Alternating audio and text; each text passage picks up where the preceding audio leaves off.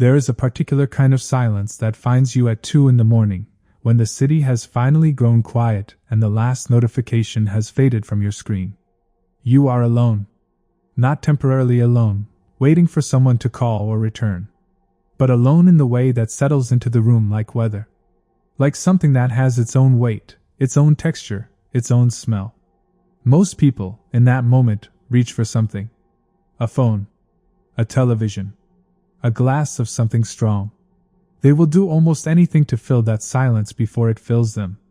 But what if that impulse, that urgent, almost panicked reaching, is worth examining? What if the silence is not the problem but the diagnosis? What if solitude is not an absence of something but a presence of something so vast and so unfamiliar that the mind simply has no framework for receiving it? For thousands of years, across dozens of philosophical traditions, the wisest human beings who ever lived made a discovery so counterintuitive that most of their contemporaries dismissed it, and most of ours still do. They found that the careful, deliberate practice of being alone, not running from others, not hiding in bitterness, but genuinely, voluntarily inhabiting one's own inner space, was not a consolation prize for those who could not manage connection. It was, instead, the very foundation upon which any genuine connection could be built. This is not a video about the virtues of antisocial behavior. It is not a defense of isolation or a romantic glorification of the hermit's cave. It is something far more radical, an investigation into why the relationship you have with yourself, when no one is watching, determines almost everything else about the quality of your life. We will move through centuries and continents tonight. We will listen to a man who spent years alone in a boat on the Atlantic Ocean and emerged saying the solitude had taught him more than all his years in society. We will sit with a philosopher who believed that all of humanity's problems arose from a single source: the inability to remain quietly in a room alone. We will follow the path of contemplatives, scientists, artists, and ordinary people who stumbled accidentally into the experience of deep solitude and found, on the other side of their initial terror, something they had never expected to find. We will also be honest about the shadows. Solitude can become a prison. It can become a wound that slowly poisons. The difference between solitude that liberates and solitude that destroys is not a matter of how long you are alone, but of how you are alone, what you bring into that space, what you are willing to see there, and what you do with what you find.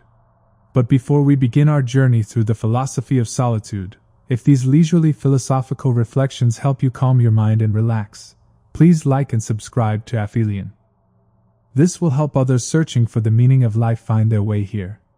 Let me know how much time you have and where in the world you're listening from. I'm really curious to know. There is something quietly extraordinary about the fact that right now, at this particular hour in your particular corner of the world, you and I are sharing this space together. You might be in a small apartment in Seoul, or a house on the edge of a field in Argentina, or sitting in a car in a parking lot in Manchester because it is the only quiet place you could find. And yet here we are, together in the dark, thinking about the experience of being alone. Perhaps that is the first paradox of solitude worth holding, that the deepest explorations of it always seem to bring people closer to one another. And now, let us begin. The word solitude comes from the Latin solitudo, which itself comes from solus, meaning alone. But the Latin captures something the English translation often loses. Solitudo was not simply the state of being without others. It referred to a kind of terrain, a wilderness, a desert place, a landscape defined by its own particular character rather than by the absence of human habitation. To enter solitudo was to enter a specific kind of country, with its own rules, its own dangers, and its own rewards. This distinction matters more than it might initially seem. When we think of solitude as mere aloneness, we think of it as a negative state, a subtraction of company, a lack of presence.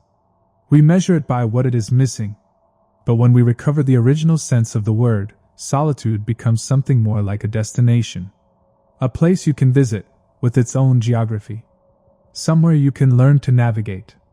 The ancient world was genuinely ambivalent about this destination. Greek culture, from which so much of Western thinking descends, was profoundly social in its orientation. The word for city-state was polis, from which we get politics, police, metropolitan, and to be cast out from the polis was among the most severe punishments a Greek community could inflict.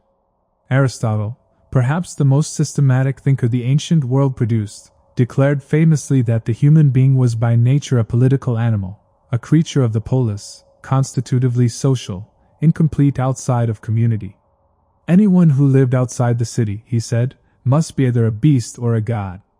And yet, within the same culture that produced this celebration of communal life, there existed a parallel current of thought that suspected something of profound importance could only be found in turning away from the crowd.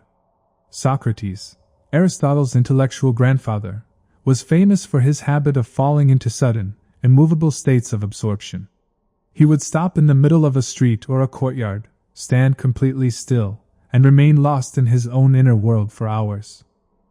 Once, at a military camp, he stood motionless from one morning through an entire night, released from the grip of whatever had seized him only when the sun rose again. His students observed this with a mixture of reverence and bewilderment.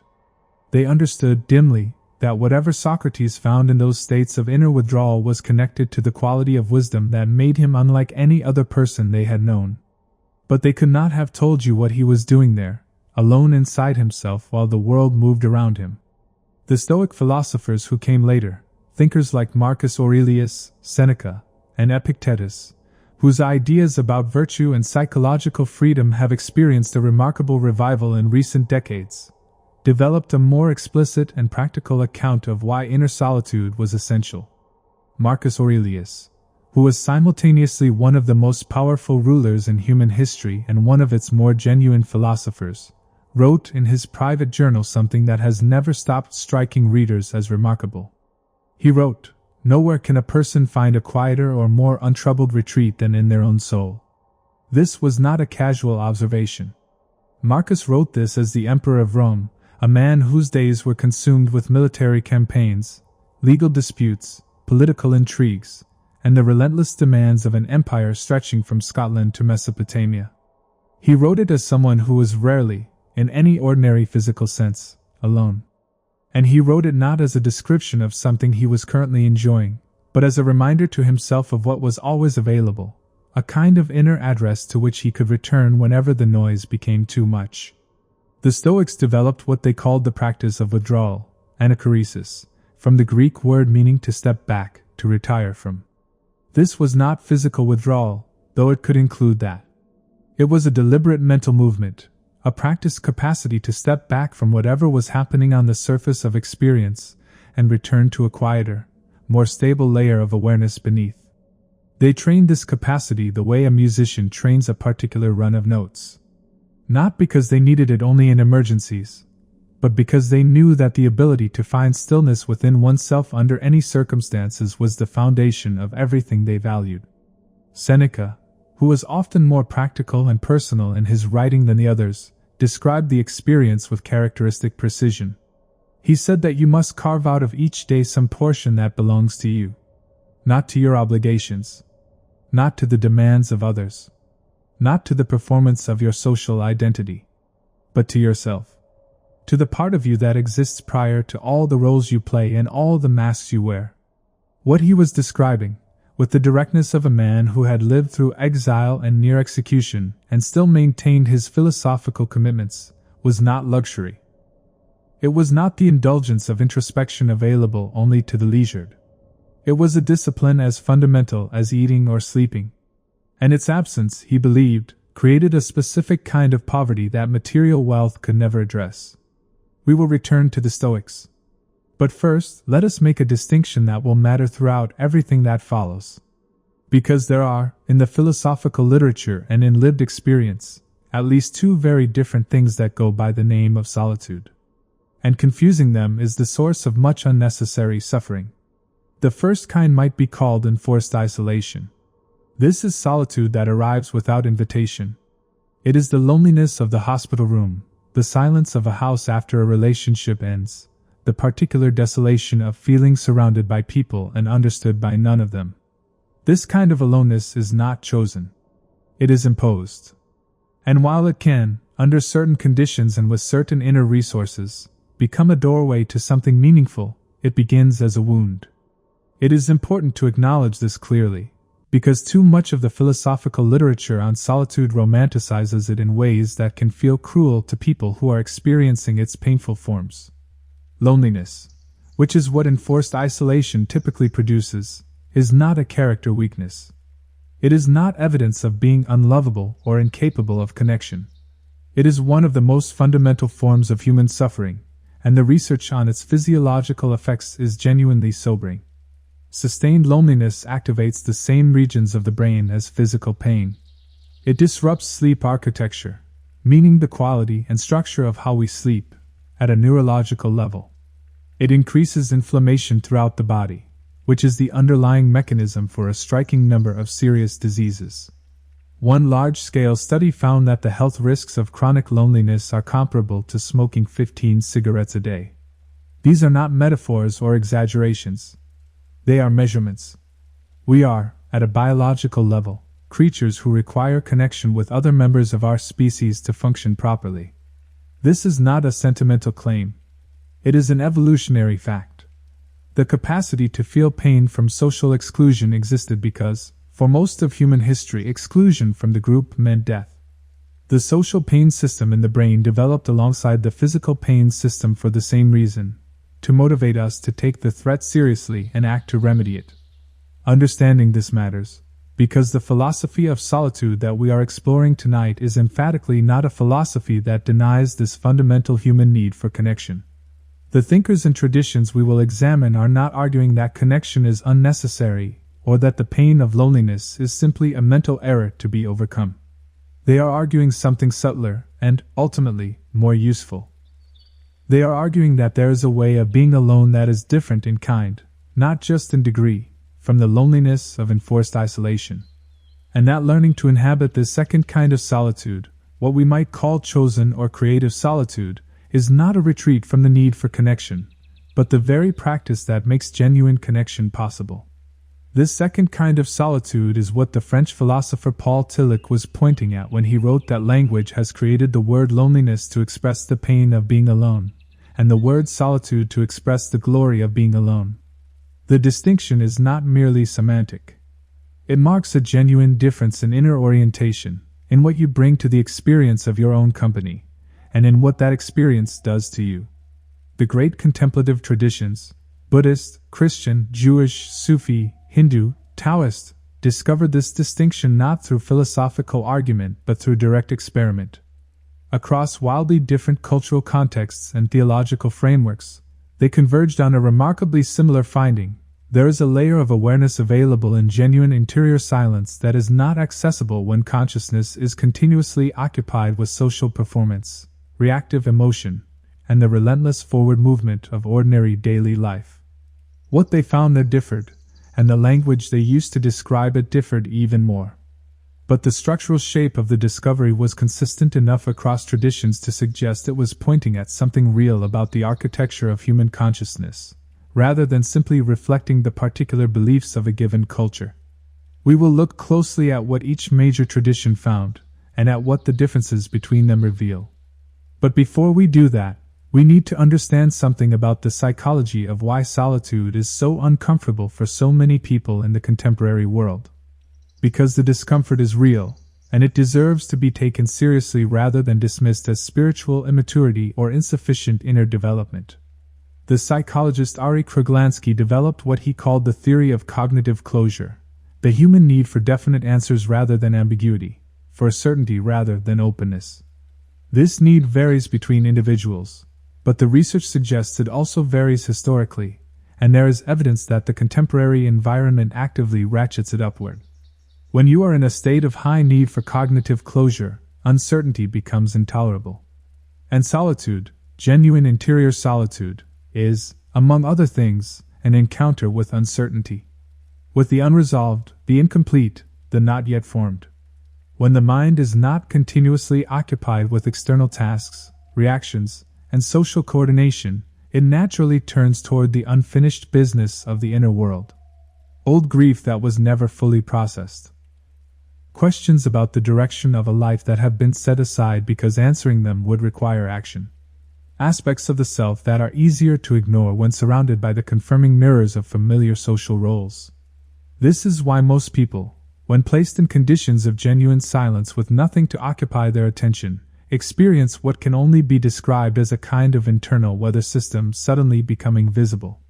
The constant chatter of the default mode network, a set of brain regions that are active specifically when the mind is not focused on external tasks, involved in self-referential thought, memory, and imagination, becomes audible in a way that it typically isn't when external noise keeps it masked.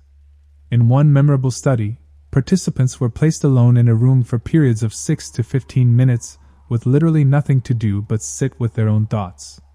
They were given the option, partway through the experiment, to administer mild electric shocks to themselves as an alternative to continuing to sit quietly. A significant portion of them chose the shocks. The researchers found this result surprising. The participants themselves found it embarrassing. But it illustrated something important. For many people, the company of their own unoccupied mind is, in that raw and untrained state, genuinely less comfortable than mild physical pain. This is not an indictment of those participants.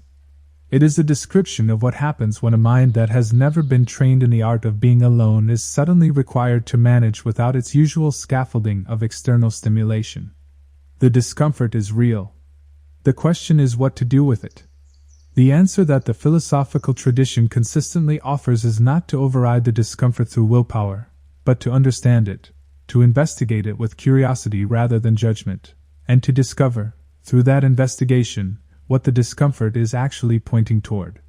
Because here is what the contemplative traditions found, and what contemporary psychology is slowly confirming through the language of its own methods.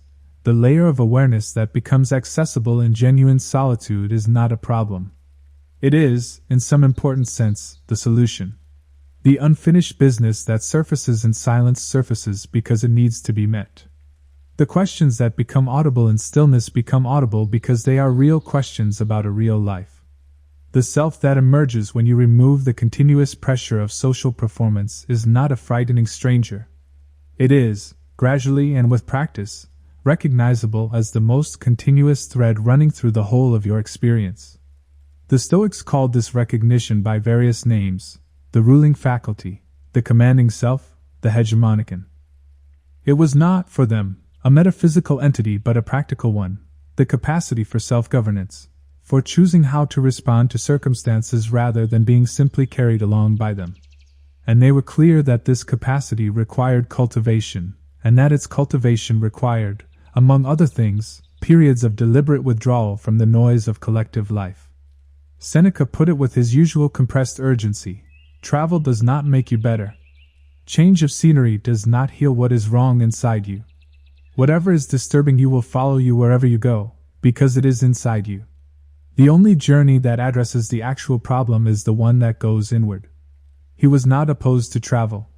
He was opposed to the delusion that external movement could substitute for internal work. A delusion that, one might observe, has not decreased in the 2,000 years since he identified it. We still believe, with considerable fervor, that if we could just get to the right place, the right relationship, the right city, the right career, the right level of income, the restlessness would finally settle. And when it does not settle, we blame the destination rather than recognizing that we have arrived carrying the same inner weather we were trying to escape. Now let us go further back, and further east. In the Indian philosophical tradition, particularly in Buddhism and in the various schools of Hindu thought that preceded and surrounded it, the relationship between solitude and wisdom was understood with a precision that Western philosophy arrived at more slowly and less systematically. The Buddha, Siddhartha Gautama, the historical figure who lived and taught in northern India in approximately the 5th century BC, built his entire analysis of human suffering around a psychological observation that is immediately recognizable to anyone who has spent time sitting quietly with their own mind. The observation was this: the ordinary human mind, left to its own devices, is almost never where it is. It is in the past, rehearsing what should have been said or done differently. It is in the future, planning, worrying, rehearsing anticipated conversations.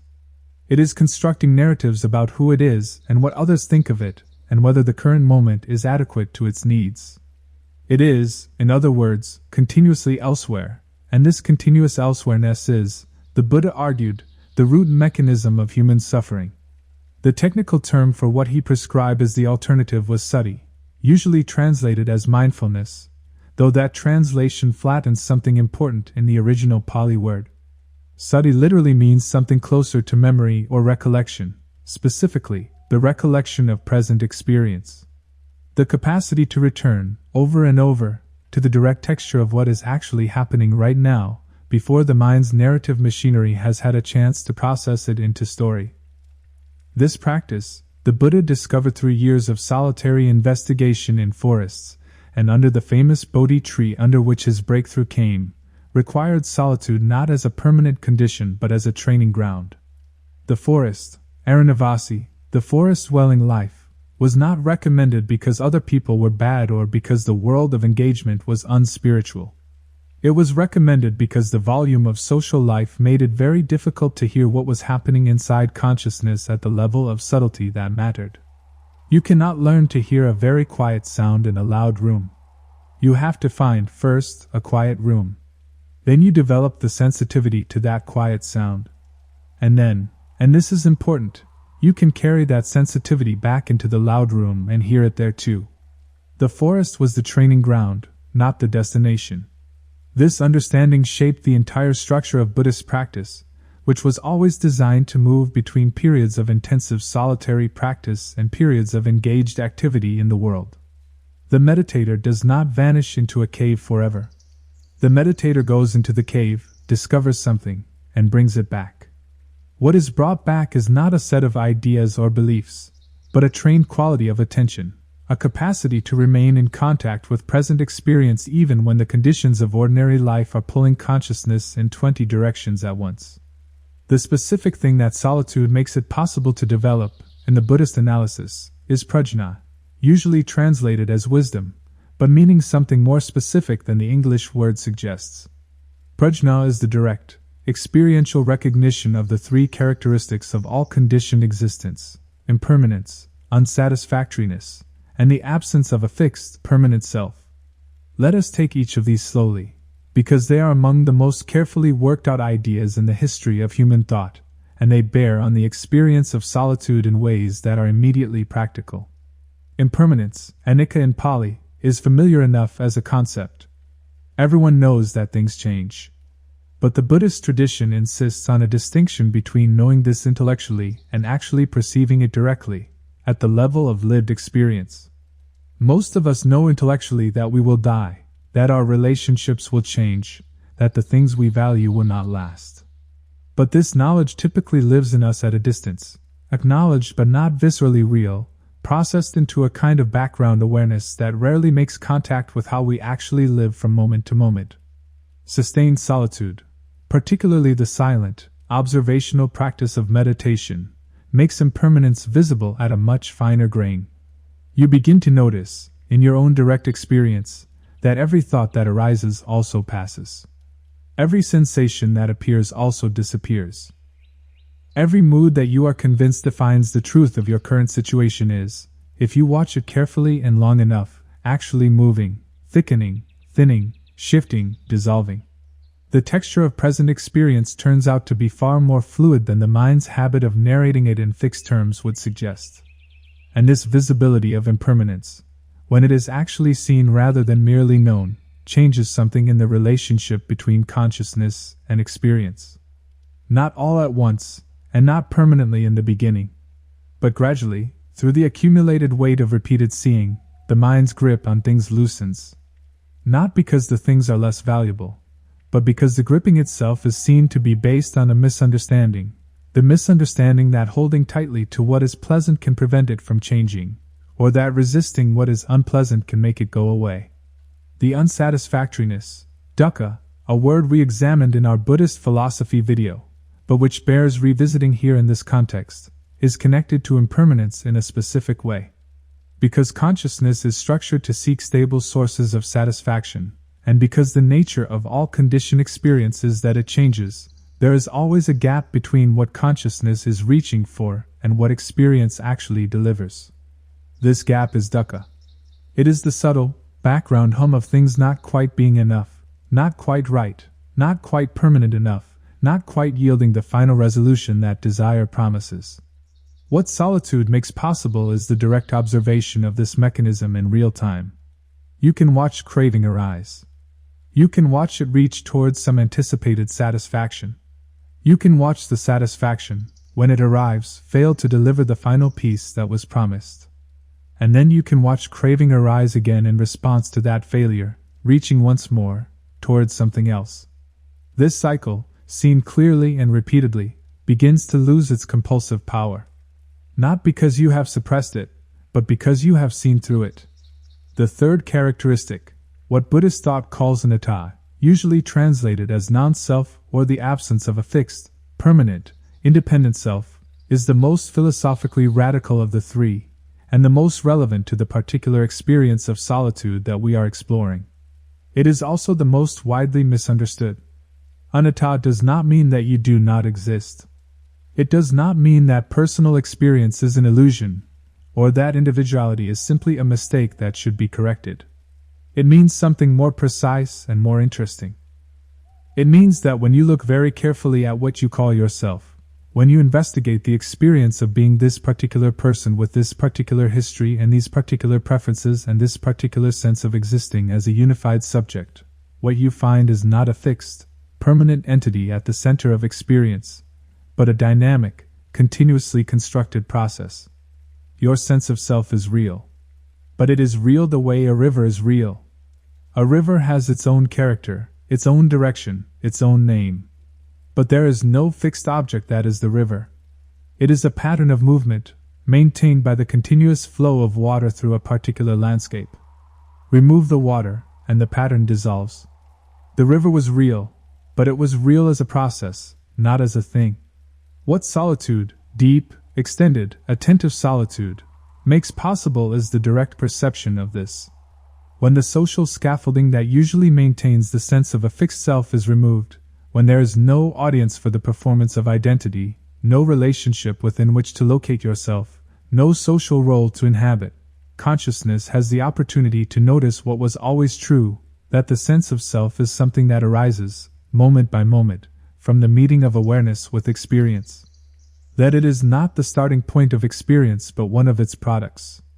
This discovery, which every contemplative tradition that has systematically investigated it reports, is initially disorienting. If the self you thought was at the center of your life is more like a river than a stone, more like a verb than a noun, then many of the things that seemed urgently important suddenly appear in a different light. The need to defend this self. The need to expand and improve and protect it. The chronic anxiety about whether it is enough. These concerns, which consume enormous amounts of psychological energy in ordinary life, appear, in the light of direct self-investigation, to be based on a misunderstanding of what the self actually is. And here is where the philosophy of solitude connects most directly to the practical reality of daily life. Because the misunderstanding of self as a fixed, vulnerable, needy thing that must be continuously protected and promoted is, the tradition argues, the primary source of the kind of loneliness that makes solitude so difficult to tolerate.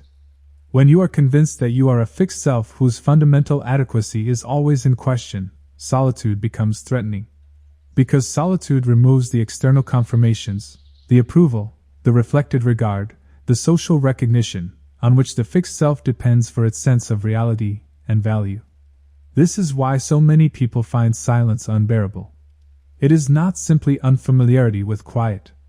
It is that quiet strips away the external validation on which a brittle, defended sense of self is constructed. The Chinese philosopher Zhuangzi, writing in approximately the 4th century BC, captured this dynamic with characteristic lightness and precision. He told a story about a cook who had learned to cut up an ox with such mastery that his knife never dulled, because he had learned to follow the natural structure of the animal rather than forcing his way through it.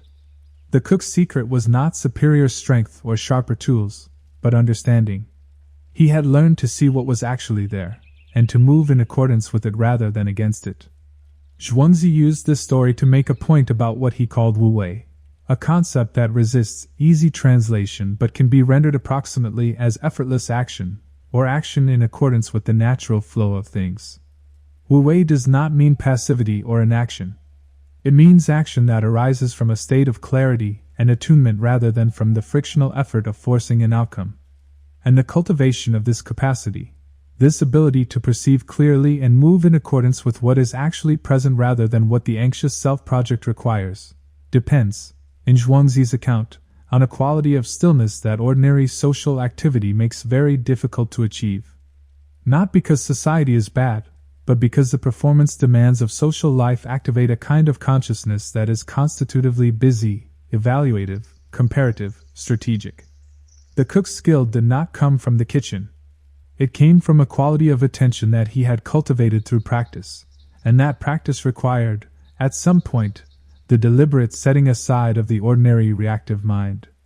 The Taoist tradition, from which Zhuangzi emerges, and which produced the Tao Te Ching attributed to Laozi, one of the most widely translated books in human history, understood solitude not as withdrawal from the world but as a particular quality of presence within it. The Chinese concept of jing, stillness, quietude, the capacity for inner calm that is not the same as inactivity, was central to this understanding. Jing was not something you achieved by removing yourself from everything. It was something you cultivated in relationship to everything, but that required, in its development, periods of deliberate turning inward. The Tao Te Ching describes this cultivation with characteristic paradox. It says, "Know others and you will be wise. Know yourself and you will be enlightened." What Laozi is pointing to is not that self-knowledge is more difficult than knowing others, though it often is, but that it is of a different order. Knowing others is knowing the surface of things. Knowing yourself is knowing the water beneath all surfaces. And this self-knowledge, not the kind that produces an interesting biography, but the kind that perceives the nature of consciousness itself, requires the conditions that solitude creates. Not permanent solitude, not isolation, but the regular, intentional practice of being with oneself in a way that allows the deeper layers of experience to become visible. Let us move now to the Western philosophical tradition's most sustained engagement with solitude, because it offers a different set of insights, more suspicious, more demanding, and in some ways more useful for people who find the Eastern approaches initially too foreign or too gentle. Blaise Pascal was a 17th-century French mathematician and philosopher who made significant contributions to several fields of science and invented one of the earliest calculating machines. He also had a profound religious crisis in his mid-30s that redirected his intellectual energy toward questions of human psychology and spiritual experience. What he found when he turned that formidable analytical mind toward the inner life of his contemporaries was not reassuring. His most famous observation, one of those sentences that continues to astonish in its precision and scope across nearly 4 centuries, was this: all of humanity's problems stem from man's inability to sit quietly in a room alone. This is a statement that rewards slow examination, because it is more specific than it first appears. Pascal was not making a general observation about the value of rest or quiet. He was making a precise psychological claim about the relationship between the inability to tolerate one's own company and the generation of human misery. The key word is inability. Not unwillingness, not preference for company, but inability, a structural incapacity, a gap in the psychological equipment, a thing that cannot be done. What happens when people cannot be alone with themselves? Pascal's answer, developed across hundreds of fragmentary notes called pensées, thoughts, that were published after his death, was grimly specific. They seek diversion, divertissement in his French, a word that captures the sense of being turned away from something, deflected, redirected. The content of the diversion can be anything: gambling, hunting, war, business, romantic intrigue, intellectual dispute. The content is less important than its function, which is to provide the mind with a continuous stream of external preoccupation sufficient to prevent it from turning toward itself. Why does the mind need this deflection? Because, Pascal argued, what it would find if it turned inward is unbearable. Not because the self is inherently terrible, but because what the unoccupied mind naturally encounters is the awareness of its own finitude, its own contingency, the fact that it exists at all only by a kind of accident, that it will cease to exist, and that the meaning it assigns to its activities is constructed rather than discovered, created rather than given.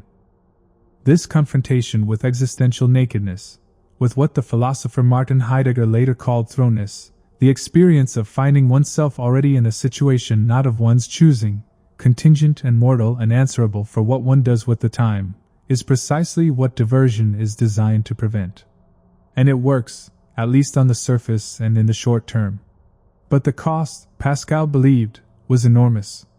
Because the only real responses to the human condition, the only ways of living that are genuinely adequate to what we actually are, require first sitting with that confrontation long enough to respond to it honestly. The diversions that people use to avoid this confrontation do not make the underlying situation less real. They simply prevent the person from developing a genuine relationship with it. And without a genuine relationship with one's actual situation, without the willingness to know what is really there, it becomes impossible to live with any real depth or authenticity. Now Pascal was a Christian, and the solution he eventually arrived at was a Christian one, the relationship with God that, he believed, was the only source of stability adequate to the human condition. But the diagnosis he offers is independent of his proposed remedy, and it resonates across traditions in ways that suggest he was observing something structural about human psychology rather than merely articulating a religious preference. The existentialist philosophers of the 20th century, Sartre, Camus, Heidegger, de Beauvoir, arrived at strikingly similar diagnoses through very different routes. They had mostly abandoned the religious solutions that Pascal considered, but they preserved, and in some cases intensified, his account of why most people spend most of their lives in flight from themselves. Heidegger described the ordinary social world as das Man, the they, the one, the anonymous collective voice that tells you what is done, what is valued, what is meant by a successful life. The power of das Man, which is not a conspiracy or an external authority but simply the accumulated weight of collective habit and assumption, is that it relieves you of the burden of deciding for yourself. When you live within das Man, you do not need to ask what your life is for, because the answer is always already there. Do what one does, want what one wants, fear what one fears. The question of the meaning of your specific, irreplaceable life never quite arises. Solitude, in Heidegger's analysis, is the condition that makes the question unavoidable. When you step out of the din of das Man, when the external voice that tells you what to want and who to be falls temporarily quiet, you are confronted with something he called angst. This is often translated as anxiety, but it is more specific than that. It is the vertigo that accompanies the realization that your life is yours to determine, that no authority external to yourself can ultimately tell you what it is for, and that you are responsible, radically, inescapably responsible, for how you inhabit whatever time you have. Most people, most of the time, flee this confrontation back into the comfortable arms of das Man. They pick up their phone. They turn on the television. They start a new project, begin a new relationship, make a plan, anything that reinstates the sense that there is somewhere to go, and something to do, and someone to be that does not require this terrifying encounter with freedom. The philosophers we are exploring tonight would not call this weakness. They would call it human. The confrontation with genuine freedom, with the specific, weighted, irrevocable freedom of having this particular life rather than some abstract life in general, is not easy to sustain. It requires a certain kind of preparation, a certain kind of courage, and, crucially, a certain amount of practice. Because here is what the tradition consistently finds: on the other side of that initial encounter with angst, it becomes bearable. Not through suppression, not through resolution, but through familiarity. The mind, which first experiences the silence of genuine solitude as a threatening void, begins to discover, slowly, unevenly, with interruptions and retreats, that the void is not empty, that the silence has a texture, that what seemed like the absence of everything is actually the presence of something very quiet that was always there but could not be heard. The Christian mystical tradition called this something by various names: the still small voice, the presence of God, the ground of the soul. The Buddhist tradition called it Buddha nature, or simply awareness itself. The Taoists called it the Tao. Contemporary secular philosophers, working without recourse to these theological frameworks, tend to speak of it in terms of authenticity, or of the deeper self that exists beneath the social persona, or of the quality of attention that becomes available when consciousness is not being continuously captured by reactive emotion and social performance. What is striking is not that all these traditions use the same language, they emphatically do not, but that they describe the same structural discovery. That in genuine solitude, when the flight from oneself has been interrupted long enough, something that might be called the ground of experience reveals itself. And that this ground is characterized by qualities that the ordinary busy mind does not have easy access to: clarity, spaciousness, a kind of warmth that is not directed at any particular object, and a sense of completeness that does not depend on external circumstances being arranged in a particular way. The 20th century philosopher and theologian Paul Tillich, whom we mentioned briefly at the beginning, wrote about this with a precision that cuts across the religious and secular divide. He described what he called the courage to be, the courage to affirm one's own existence in the face of the anxiety of non-being, of finitude, of meaninglessness. And he located the source of this courage not in philosophical argument or religious belief, but in what he called the ground of being, the dimension of experience that becomes accessible when consciousness stops running from itself. He was explicit that this dimension is accessible in solitude in a way that it is not accessible in the continuous noise of social life. Not because social life is bad, but because the particular quality of attention required to touch this ground is incompatible with the reactive, comparative, performative mode of consciousness that social interaction typically activates. Let us pause here and be concrete, because we have been moving through large philosophical ideas, and it is worth grounding them in the texture of actual experience. Think of a moment, perhaps you have had one, when you were genuinely alone, and genuinely still, and not running from anything in particular. Perhaps it was very early in the morning before the house woke up. Perhaps it was a moment in nature where the scale of what surrounded you temporarily quieted the scale of your ordinary concerns. Perhaps it was the strange, suspended quality of a long journey when you had been stripped of your usual routines and were simply in transit between one version of your life and another. In such moments, something often shifts. The usual urgency relaxes slightly. The future and the past, which typically crowd the present experience almost completely, recede a little. There is a quality of simply being here, not doing anything in particular with being here, not evaluating it or making plans for what to do with it, but simply being in it, that is different in kind from the ordinary quality of experience. Many people, when this happens, find it unexpectedly moving. Not dramatic. Not revelatory in any obvious way. But something settles. Something that was held tight in the ordinary rush of things loosens slightly. There is, briefly, a sense of sufficiency, that this moment, exactly as it is somehow enough. This experience is what the philosophical tradition is trying to describe, and to create the conditions for, and to understand the significance of.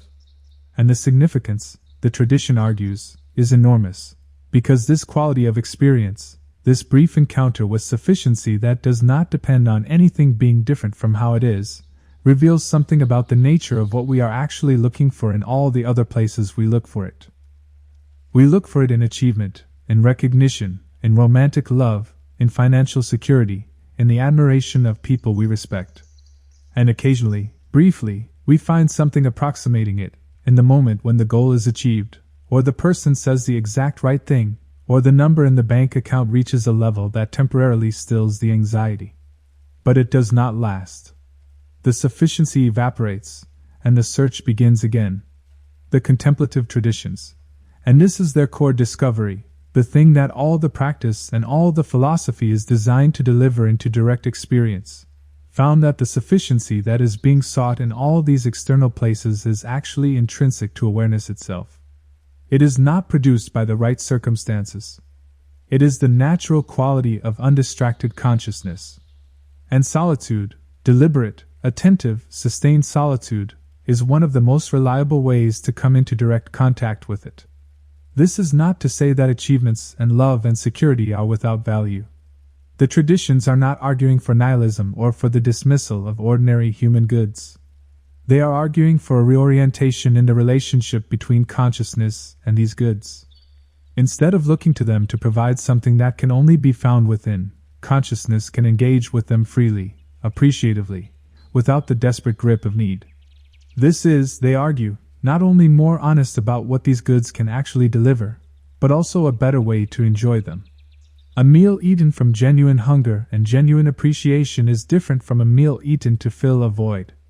A relationship entered from genuine desire and genuine choice is different from a relationship used to escape from one's own company. The difference is not in the external form of the activity but in the quality of consciousness that brings to it.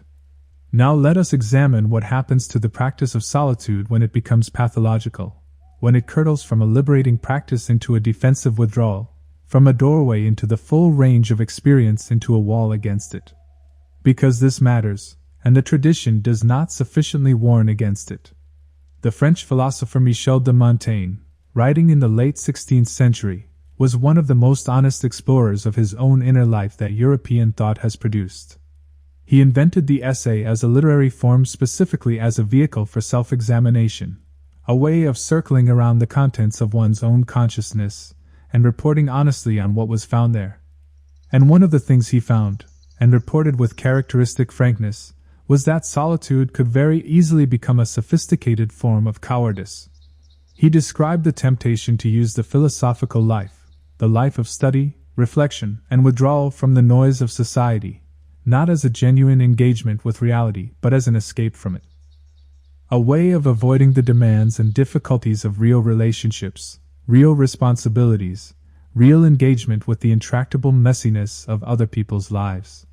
He noticed in himself a tendency to use intellectual life as a retreat from anything that was genuinely difficult, uncomfortable, or demanding of something more than his own preferences. This is an important observation, because solitude can genuinely provide something that ordinary social life cannot, but it can also be used to avoid something that ordinary social life demands. And the thing it most clearly can be used to avoid is the experience of genuine vulnerability in relationship with others. Human beings need not only the stillness of solitude but the friction of genuine encounter. We need to be seen by others, to be challenged by others, to be confused and disturbed and delighted by the irreducible otherness of other consciousnesses. We need the experience of caring about someone else's reality more than our own, at least some of the time. These needs cannot be met within solitude, however deep and genuine and enriching that solitude may be. The philosopher Martin Buber distinguished between what he called I-it relationships, relationships in which the other person is treated as an object, a means to one's own ends, and I-thou relationships, relationships in which the other person is encountered in their full reality as a subject, irreducible to any role or function or use. Most of our ordinary interactions, Buber observed, are I-it interactions. They are transactional, instrumental, managed. We present a curated version of ourselves and receive a curated version of the other. This is not pathological. It is inevitable. We cannot be in I-thou relationship with everyone, or even with most people. But the I-thou encounter, the moments of genuine meeting, when two consciousnesses actually make contact across the gap of their separateness, is among the most profound and nourishing experiences available to human beings. And it cannot happen without some degree of risk, some willingness to be seen as one actually is rather than as one would like to appear. What does this have to do with solitude? The connection is this. The person who has genuinely inhabited their own solitude, who has sat with their own experience long enough to recognize it and accept it, is far better equipped for genuine encounter with others than the person who has never stopped running from themselves. Because genuine encounter requires the willingness to be present, and presence requires some prior acquaintance with what is actually here. The person who is continuously fleeing their own inner weather cannot be fully present with another person, because part of their consciousness is always busy managing the flight. The practice of solitude, in other words, is not the opposite of genuine human connection. It is its preparation. It is how you become someone who can actually show up for another person rather than using that person as a mirror for your own need. The poet Rainer Maria Rilke, whose letters to a young poet remain among the most psychologically sophisticated accounts of the creative and spiritual life ever written, made exactly this argument in a letter to his young correspondent Franz Xaver Kappes in 1904. Kappes had written to him about his loneliness, about his fear that solitude was separating him from the possibility of love and connection. Rilke's response was both honest and, by conventional standards of reassurance, somewhat severe. He told Kappas that it was good, that it was necessary, that he was learning to be alone. That solitude was not a condition to be endured and escaped but a discipline to be practiced and cultivated. And he said something about love that continues to astonish. He suggested that the capacity for genuine love depends on the prior cultivation of genuine solitude.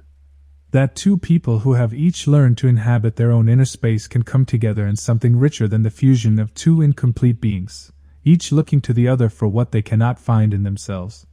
He envisioned something, and this remains more aspiration than reality for most people, but it is worth holding as a direction, a kind of love between two people who are each whole, each solitary in the sense of each having their own relationship with their own inner life, who come together not out of need but out of genuine desire to be in each other's company, who can be alone together without the presence of the other activating a performance mode of consciousness, who can sit in the same room each absorbed in their own work or thought and feel genuinely companioned rather than abandoned. This is rare. It requires a level of inner security, a sufficient acquaintance with one's own company, that most people have not yet developed. But Rilke believed it was the direction in which human love was evolving, and that its cultivation began with the patient, humble, unglamorous work of learning to bear one's own presence.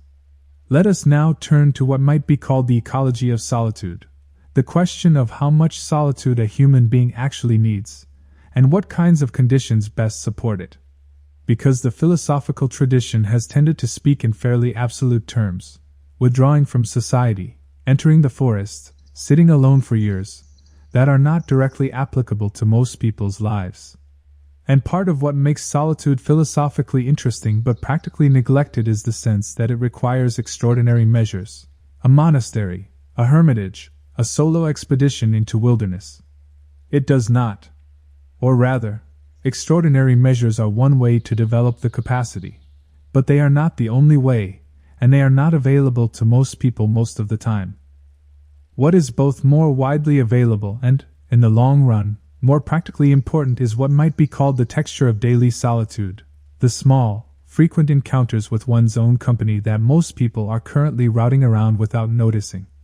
The contemporary psychologist Esther Buchholz, who spent much of her career studying what she called the need for alone time in human development, argued that solitude, which she preferred to call alone time, is a genuine developmental need, as basic and as systematic as the need for attachment and connection.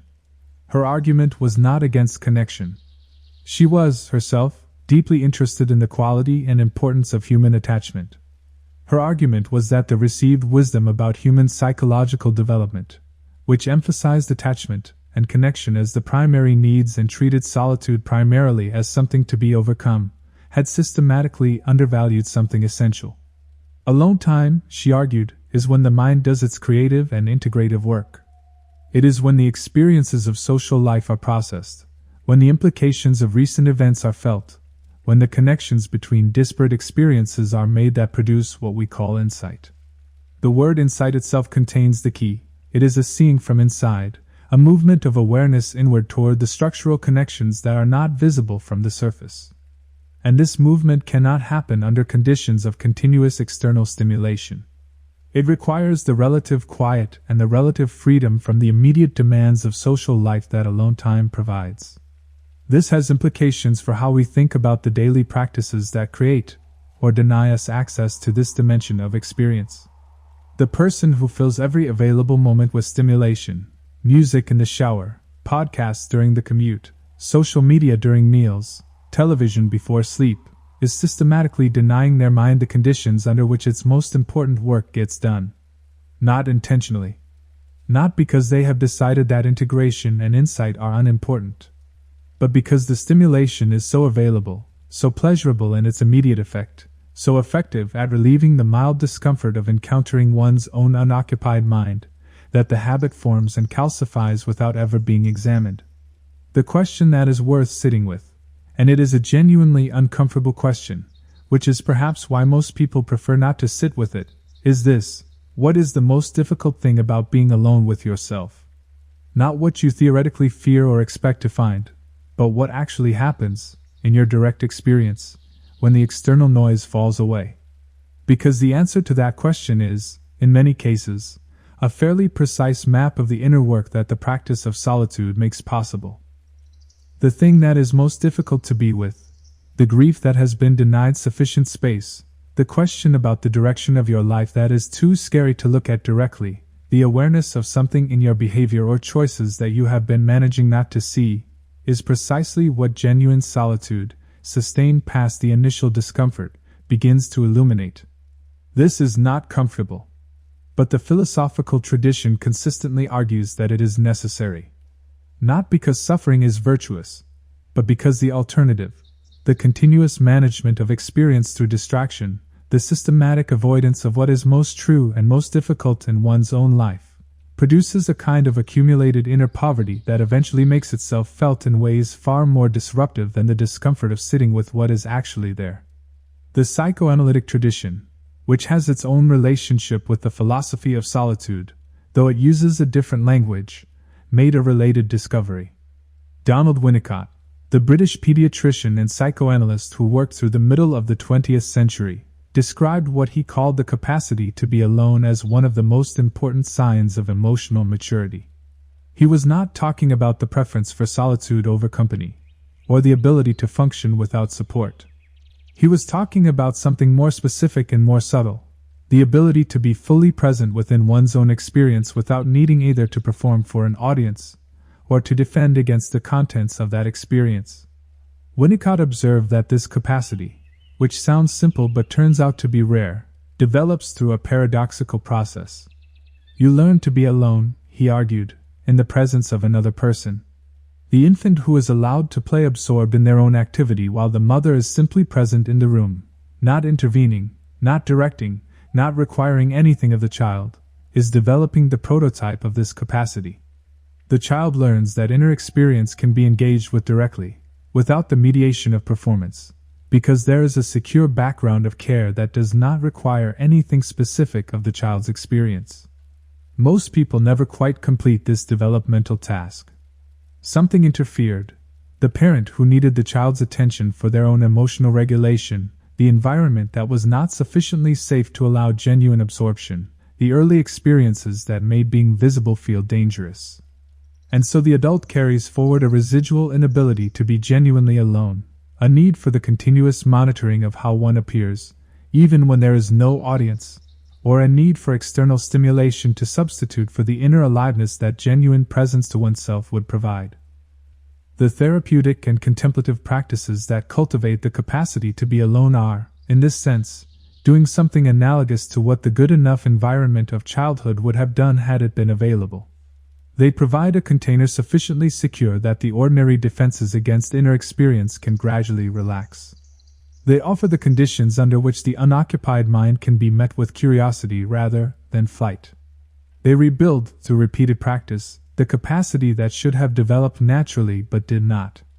This is one reason why the practice of solitude is not, for most people, simply a matter of creating the right conditions and then enjoying the results. It meets resistance, sometimes fierce, sometimes subtle, sometimes so normalized that it is barely perceptible, because it is moving against deeply established patterns of self-management that have served important protective functions. Being patient with this resistance, rather than treating it as evidence that one is doing something wrong or that solitude is simply not suitable for one's temperament, is part of what the tradition means by practice. Practice does not mean performing an activity flawlessly.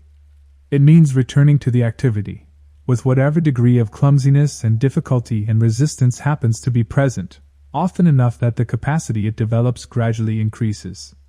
The meditator who sits for 20 minutes and spends 19 of those minutes being carried away by thought after thought is not failing at meditation. They are practicing it. The philosopher who carves out an hour of genuine solitude and spends 45 minutes being pulled toward their phone is not failing at solitude. They are discovering, in real time, the precise shape of their own relationship with their own mind. The writer May Sarton, whose journals constitute one of the most honest and sustained accounts of the experience of solitude in English literature, described this process with the particular kind of honesty that comes from years of careful self-observation. She wrote about the life of a woman who had, by the middle of her life, structured her existence around long periods of solitude, not because she lacked the desire for connection, but because she had discovered that solitude was the condition under which she could be most fully herself, do her best work, and maintain the quality of inner life from which genuine connection became possible. But she was also honest about the costs. She wrote about the loneliness that even chosen, productive, richly inhabited solitude contains, about the particular ache of beauty experienced without anyone to share it with, about the long evenings that sometimes stretched towards something too close to despair for comfort. She did not resolve these difficulties. She held them alongside the gifts. And what emerges from her journals is not a philosophy of solitude as pure triumph, but as something more complex and more honest, a practice that delivers genuine rewards and genuine difficulties in roughly equal measure, and whose value lies not in the absence of difficulty, but in what the sustained engagement with both produces. This balance, between the genuine gifts of solitude and its genuine costs, is something that the more systematic philosophical treatments sometimes miss. The spiritual traditions tend to emphasize the gifts and to treat the costs as merely the price of an insufficient practice. The more psychologically honest accounts, Sartre's journals, Montaigne's essays, the letters of Rilke, hold both, and in doing so offer something more useful to people who are trying to navigate the actual texture of a life rather than achieve an ideal. Let us turn now to a dimension of solitude that deserves its own sustained attention, its relationship to creative work.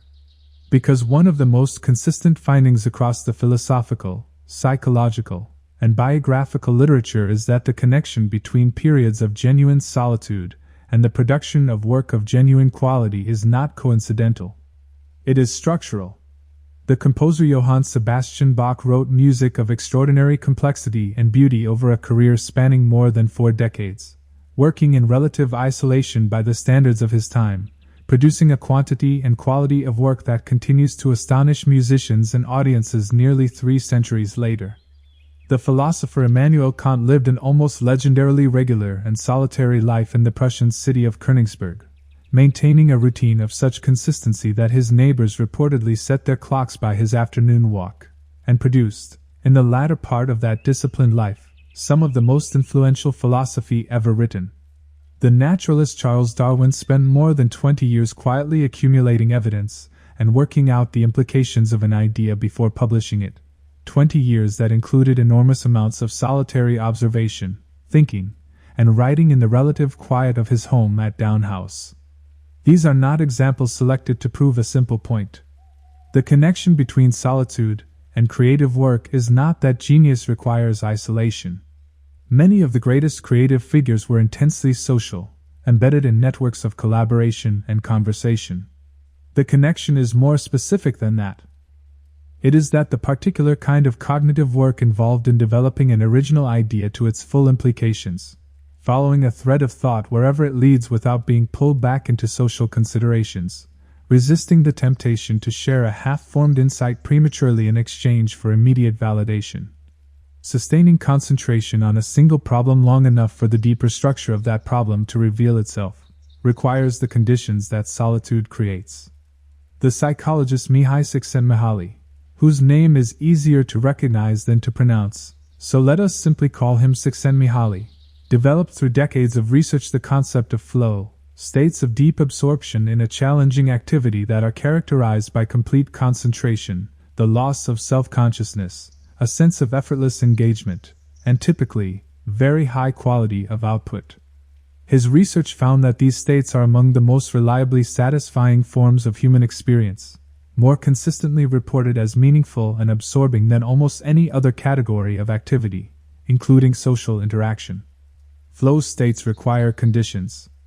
They require a task that is appropriately challenging, either so easy that the mind disengages through boredom nor so difficult that it overwhelms and produces anxiety.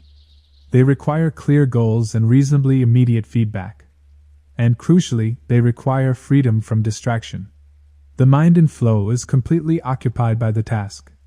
It cannot also be monitoring social cues, managing interpersonal dynamics, or responding to interruptions.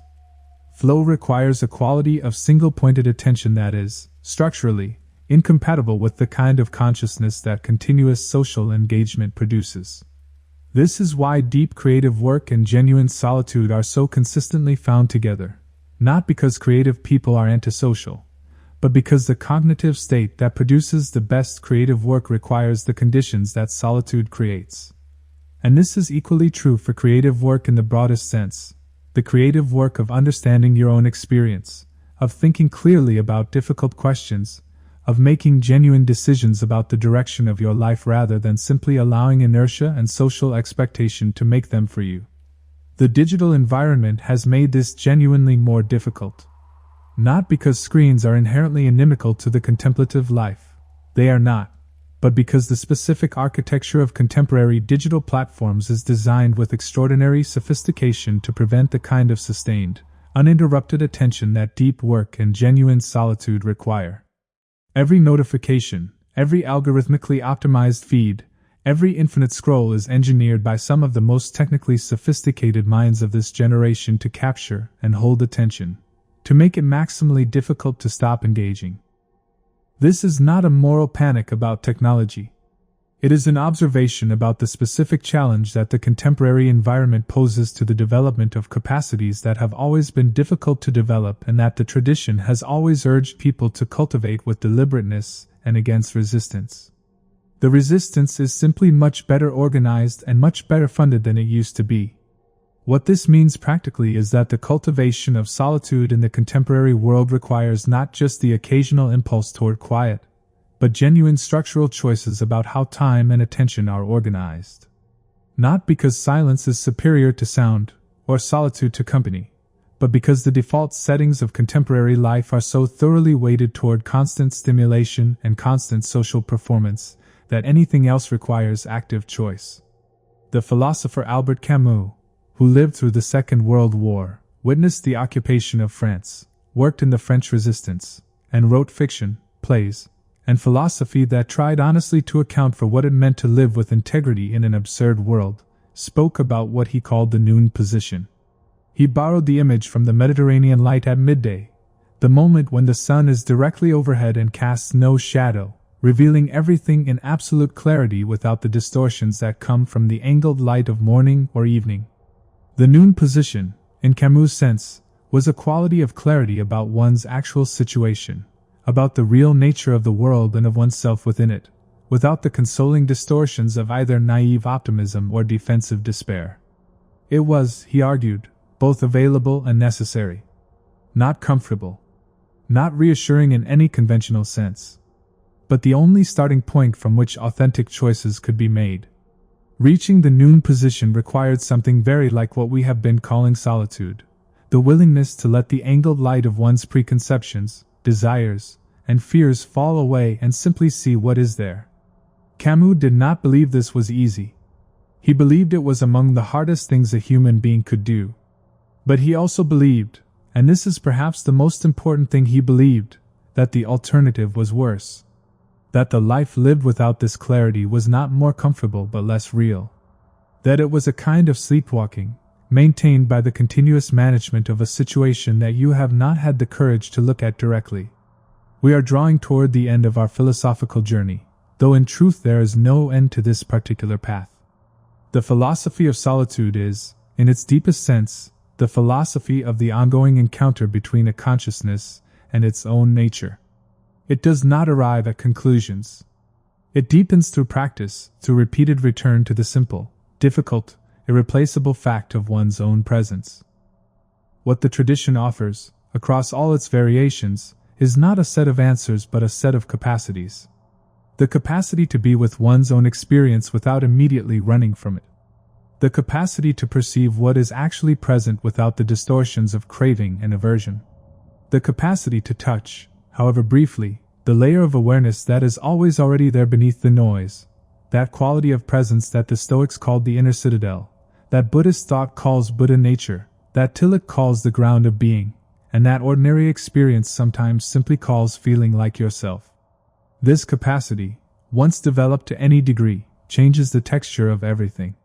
It changes how you inhabit the moments that are offered to you. It changes the quality of your attention in relationship with others, Because you are meeting them from a place that is less driven by need, less caught in the management of their perception, less dependent on their confirmation. It changes how you relate to difficulty, because you have some acquaintance with the part of yourself that can hold difficulty without being destroyed by it. And it changes, profoundly, the experience of being alone. Not by making aloneness comfortable in some painless, untexturedly pleasant way, but by making it inhabitable. By revealing that the silence, when it is met rather than fled from, is not empty. That it has its own richness, its own kind of company, its own surprising generosity. The Sufi poets, those extraordinary lyric philosophers of the Islamic mystical tradition, describe the soul as a traveler who has forgotten its home and spends its life circling, searching for something whose name it has forgotten, in places where it cannot be found. And then, in the silence, it pauses. And something moves. And the traveler realizes, with a shock of recognition that is simultaneously devastating and joyful, that home was never somewhere to arrive at. It was the quality of attention that was always already available. The stillness was always here. The silence was always offering what the noise was claiming to deliver. There is a Zen koan, a paradoxical question used in certain Buddhist traditions as a meditation object, that asks, "What was your face before your parents were born?" It sounds nonsensical. It is designed to be nonsensical, to defeat the ordinary analytical mind and force a different mode of engagement. But the question it is pointing at is real, beneath all the identities you have accumulated, beneath all the roles and stories and carefully maintained self-presentations. What is actually here? What is the awareness that has been present through the whole of your experience, from the first moments of conscious life to this moment, right now, as these words move through your awareness? Solitude creates the conditions in which this question can be genuinely asked, rather than quickly answered and set aside. And the inquiry itself, not the answer, but the living quality of the question held in genuine openness, is, the tradition suggests, already a step toward what it is pointing at. You do not have to go to a forest. You do not have to become a monk, or a philosopher, or a person of extraordinary discipline. You only have to begin, imperfectly, inconsistently, with whatever time and quiet and willingness you currently have, to practice the art of returning to your own inner address. To sit, occasionally, without reaching for anything. To let the silence be what it is. To notice what arises when the continuous noise subsides. To discover, in small and cumulative moments, that the company of your own awareness is something you can inhabit without fear, and that inhabiting it is, in ways that are difficult to explain in advance but become recognizable in retrospect, the condition for everything else you actually value. The philosopher Blaise Pascal said that all of humanity's problems stem from the inability to sit quietly in a room alone. He meant this as a diagnosis. The contemplative traditions, across thousands of years of careful investigation, have offered what they believed was the cure. Not a pill or a technique or a belief system, but a practice. The practice of turning, with patience and with whatever courage is currently available, toward the experience of being here, alone, aware, present, and in some sense that grows clearer through practice, mysteriously sufficient. This is not the end of the journey. The nature of genuine solitude is that it opens rather than closes. Every return to the inner address reveals new rooms, new questions, new layers of experience that could not be perceived from the surface. The exploration does not terminate in a final answer. It deepens into a more spacious relationship with the question itself. And in that deepening, in the accumulated weight of small returns to stillness, in the gradual softening of the mind's resistance to its own quiet, in the barely perceptible but real development of the capacity to be genuinely alone without it being a problem, something changes. Nothing dramatic. Nothing that would make an interesting story. But something real. The noise becomes a little less compelling. The silence becomes a little less frightening. The self that was a problem to be managed begins, slowly, to feel like company. And that, perhaps, is where the philosophy of solitude begins its most important work.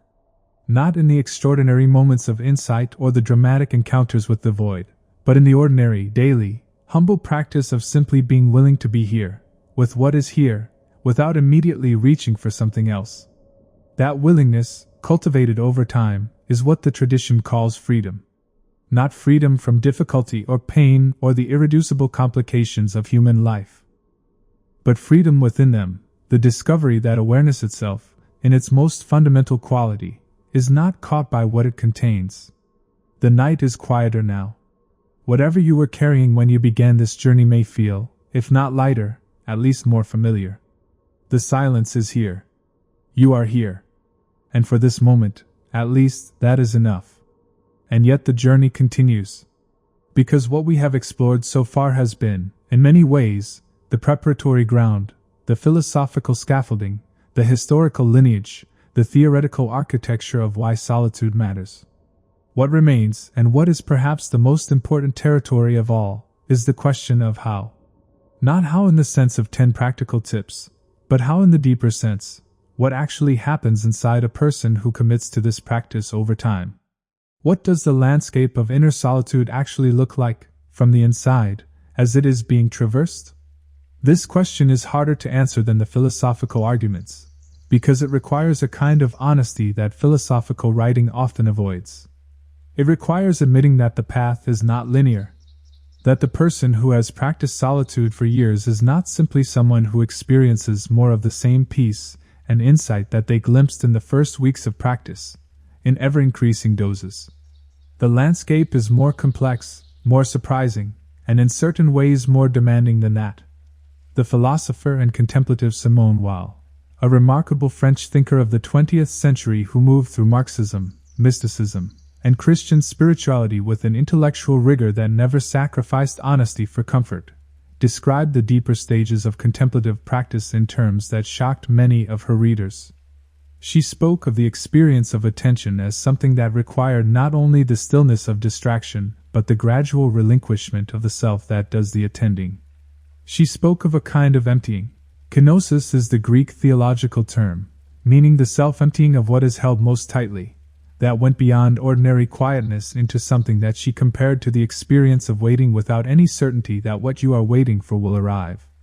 This description points at something that the beginning stages of solitude practice do not reveal, and that the philosophical literature often tactfully underemphasizes.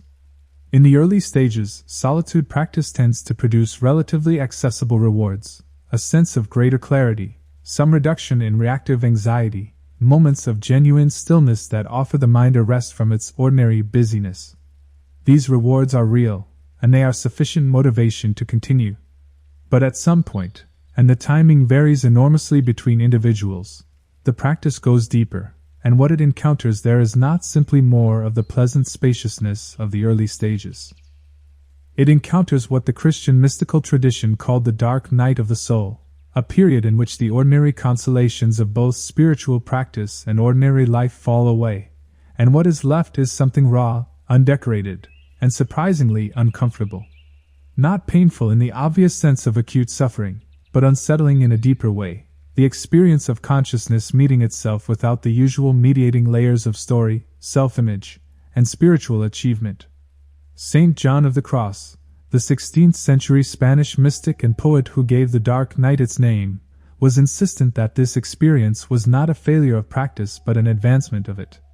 The withdrawal of consolation was, in his analysis, not the withdrawal of grace but its deepening, the movement from a relationship with the divine that was mediated by the pleasure of felt experience to a relationship that existed at a more fundamental level, not dependent on how things felt.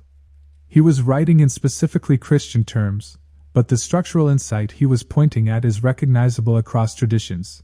The stages of genuine inner development pass through a phase that feels, from the inside, like loss. The Buddhist tradition describes something similar in its account of what happens when sustained meditation practice reaches a certain depth. The meditator who has been working with the observation of impermanence begins, at some point, to feel not merely the impermanence of individual experiences but the impermanence of the observer itself. The one who has been watching, the stable, reliable, apparently consistent witness of the whole show, turns out, on closer examination, to be just as impermanent as everything it has been watching. This can be experienced, initially, as deeply disorienting. The psychologist Willoughby Britton and her colleagues, in careful research on the full range of meditation experiences, have documented that a significant subset of serious practitioners go through periods of genuine difficulty, experiences of unreality, depersonalization, or a kind of existential vertigo that are not pathological but are simply the ordinary response of a mind encountering a level of its own nature that it has never encountered before. The philosopher in me wants to note that this is not an argument against contemplative practice. It is an argument for approaching it with appropriate preparation, appropriate support, and appropriate expectations. The traditions that produced these practices were embedded in communities of teachers and fellow practitioners precisely because they knew that the deeper stages of inner exploration required company, not to substitute for the solitude itself, but to provide context, guidance, and the reassurance that what was being experienced was recognizable and survivable. In the contemporary world, where most people approach meditation and contemplative practice through apps and books and YouTube videos, this communal context is often absent. And its absence is genuinely significant, not catastrophic, but worth acknowledging. The practice of solitude, pursued to any real depth, works best when it is balanced by genuine human connection, not as a corrective to the practice, but as part of its ecology. This brings us to a question that has been circling around the edges of our exploration throughout. What is the relationship between genuine solitude and genuine love? Between the practice of being deeply with oneself and the practice of being genuinely available to another? The conventional wisdom tends to position these as competing priorities. You can either work on your inner life or invest in your relationships. You can either maintain the solitude that creativity and contemplation require or be present for the people who need you. This framing is, the philosophical tradition suggests, a false dichotomy, but one that is worth examining carefully, because it contains a real tension even if it misidentifies its source. The real tension is not between solitude and relationship. It is between two different modes of consciousness, one oriented outward, responsive to the texture of shared experience, attuned to the needs and presence of others, and one oriented inward, attending to the movements of one's own awareness, following the threads of thought and feeling wherever they lead without social mediation. Both modes are essential. Neither can substitute for the other. And the skill that genuine psychological development produces is the capacity to move between them, to bring the clarity and groundedness of the inner life into the responsiveness of relationship, and to bring the warmth and reality of genuine encounter with others back into the practice of solitary inner work. The psychologist Daniel Stern, who spent decades studying the early development of infants and the origins of self-experience, described what he called the interpersonal world of the infant, the immediate, pre-verbal, felt sense of connection and attunement that exists before language and before the conceptual self that language makes possible. He found that this sense of interpersonal connection was not something that the developing self added to its experience as a secondary enrichment. It was constitutive of the self, part of what made experience recognizable as experience at all. This has important implications for how we understand solitude. If the self is, at its origins, interpersonally constituted, if the sense of being a subject at all is something that developed in relationship with other subjects, then genuine solitude is not a retreat from the social matrix that made consciousness possible. It is a return, through a more interior route, to the same ground. The stillness that genuine solitude reveals is not the stillness of a self that has finally escaped from the noise of others. It is the stillness of a self that has recognized, beneath all the noise of both self and others, the ground that they both inhabit. This is what the mystics were pointing at when they spoke of the love that characterizes the deepest forms of inner experience. Not romantic love, not familial love, not even the generalized compassion toward all beings that Buddhist teaching recommends, though all of these are consistent with what they were pointing at. But a quality of warmth, of fundamental benevolence toward existence, that arises when consciousness relaxes its grip on its own self-project long enough to notice the simple fact of being here. The German philosopher Arthur Schopenhauer, who is often read as a pessimist, and not without reason, since much of his work consists of extraordinarily well-documented arguments for the fundamental futility of human desire, made an observation about the experience of genuine aesthetic absorption that speaks to this directly. He noted that in moments of deep engagement with a great work of art, A piece of music, a painting, a landscape of unusual beauty, the ordinary sense of being a separate subject confronting a separate object temporarily dissolves. The usual gap between consciousness and world, between the self that is looking and the thing that is being looked at, briefly collapses. And in that collapse, something is momentarily available that is not available in the ordinary subject-object structure of experience, a kind of pure perception that Schopenhauer thought of as the closest thing to genuine freedom that ordinary consciousness could access. What he was describing, in the language of 19th century German idealist philosophy, which is not the most accessible language but is, in this case, pointing at something real, is the same structural thing that the contemplative traditions were pointing at in their descriptions of what becomes available in deep solitude.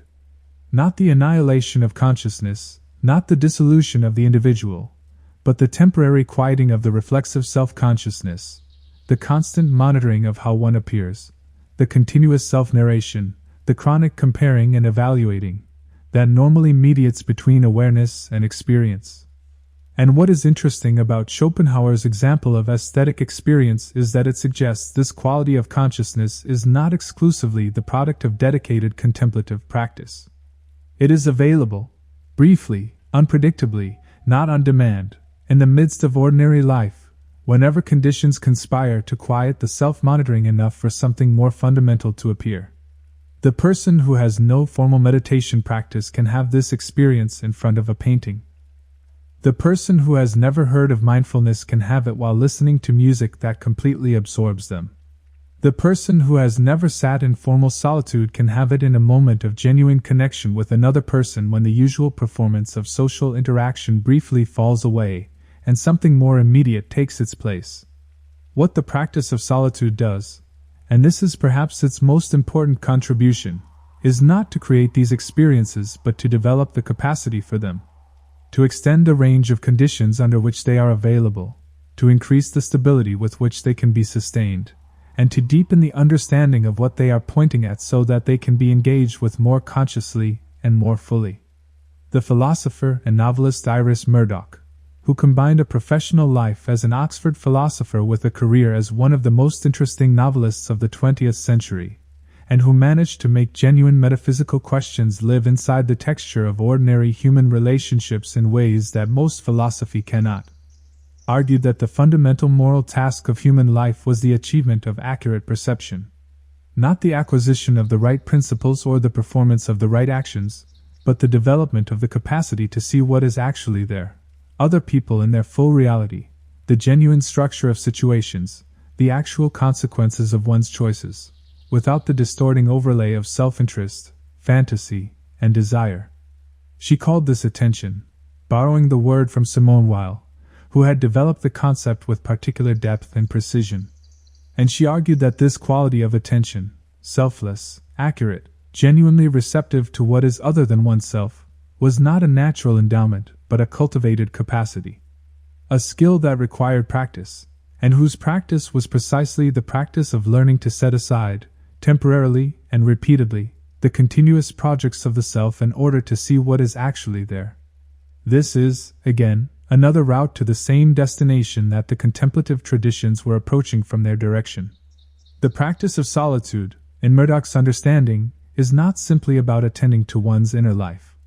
It is about developing the quality of attention that can attend to anything, inner life, outer world, other people, with genuine receptivity rather than the distorting mediation of self-concern. The great artists, and she was thinking specifically of great novelists, but the observation generalizes, had this quality of attention to an unusual degree. They could attend to the full complexity of human experience without the usual need to simplify it into comfortable patterns, without the demand that it confirm their own prior understanding or serve their own emotional needs. They could hold ambiguity, contradiction, darkness, and beauty simultaneously, and render it in forms that allowed readers to encounter it more fully than they otherwise would. And this capacity, which sounds, when described in these terms, like a specifically artistic gift, was, Murdoch argued, available in some degree to everyone who was willing to practice the discipline of attending. Not to produce art, but to live more fully. To see other people more accurately. To be more genuinely present to the actual texture of experience rather than the version of experience that self-interest and habit construct. The solitude that enables this kind of attention is not the solitude of withdrawal from human experience. It is the solitude of deep engagement with it, the willingness to turn toward what is actually present, including the most difficult and most unfamiliar aspects of one's own inner life, with a degree of curiosity and honesty that the ordinary management of self-image makes difficult.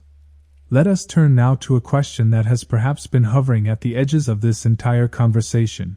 What does solitude look like in practice for someone who is not a monk, a philosopher, a professional writer, or anyone else for whom extended periods of solitary work are built into the structure of their life? What does it look like for someone with a full schedule, children, responsibilities, a social life that they value and do not wish to abandon? The answer, I think, begins with a reorientation of what we are looking for. If solitude means extended periods of uninterrupted quiet, then it is genuinely inaccessible to most people and most life circumstances. But if solitude means something more like the quality of attention with which one inhabits one's own experience, including the experience of being with others, then it is available everywhere, always, in whatever form the current moment offers. The parent who, while pushing a stroller through the park, is actually present to the experience of the walk, the light, the air, the feeling of their own body moving, the observations of their child, rather than being 10 conversations ahead in their mental planning, is practicing a form of solitude that has nothing to do with being alone.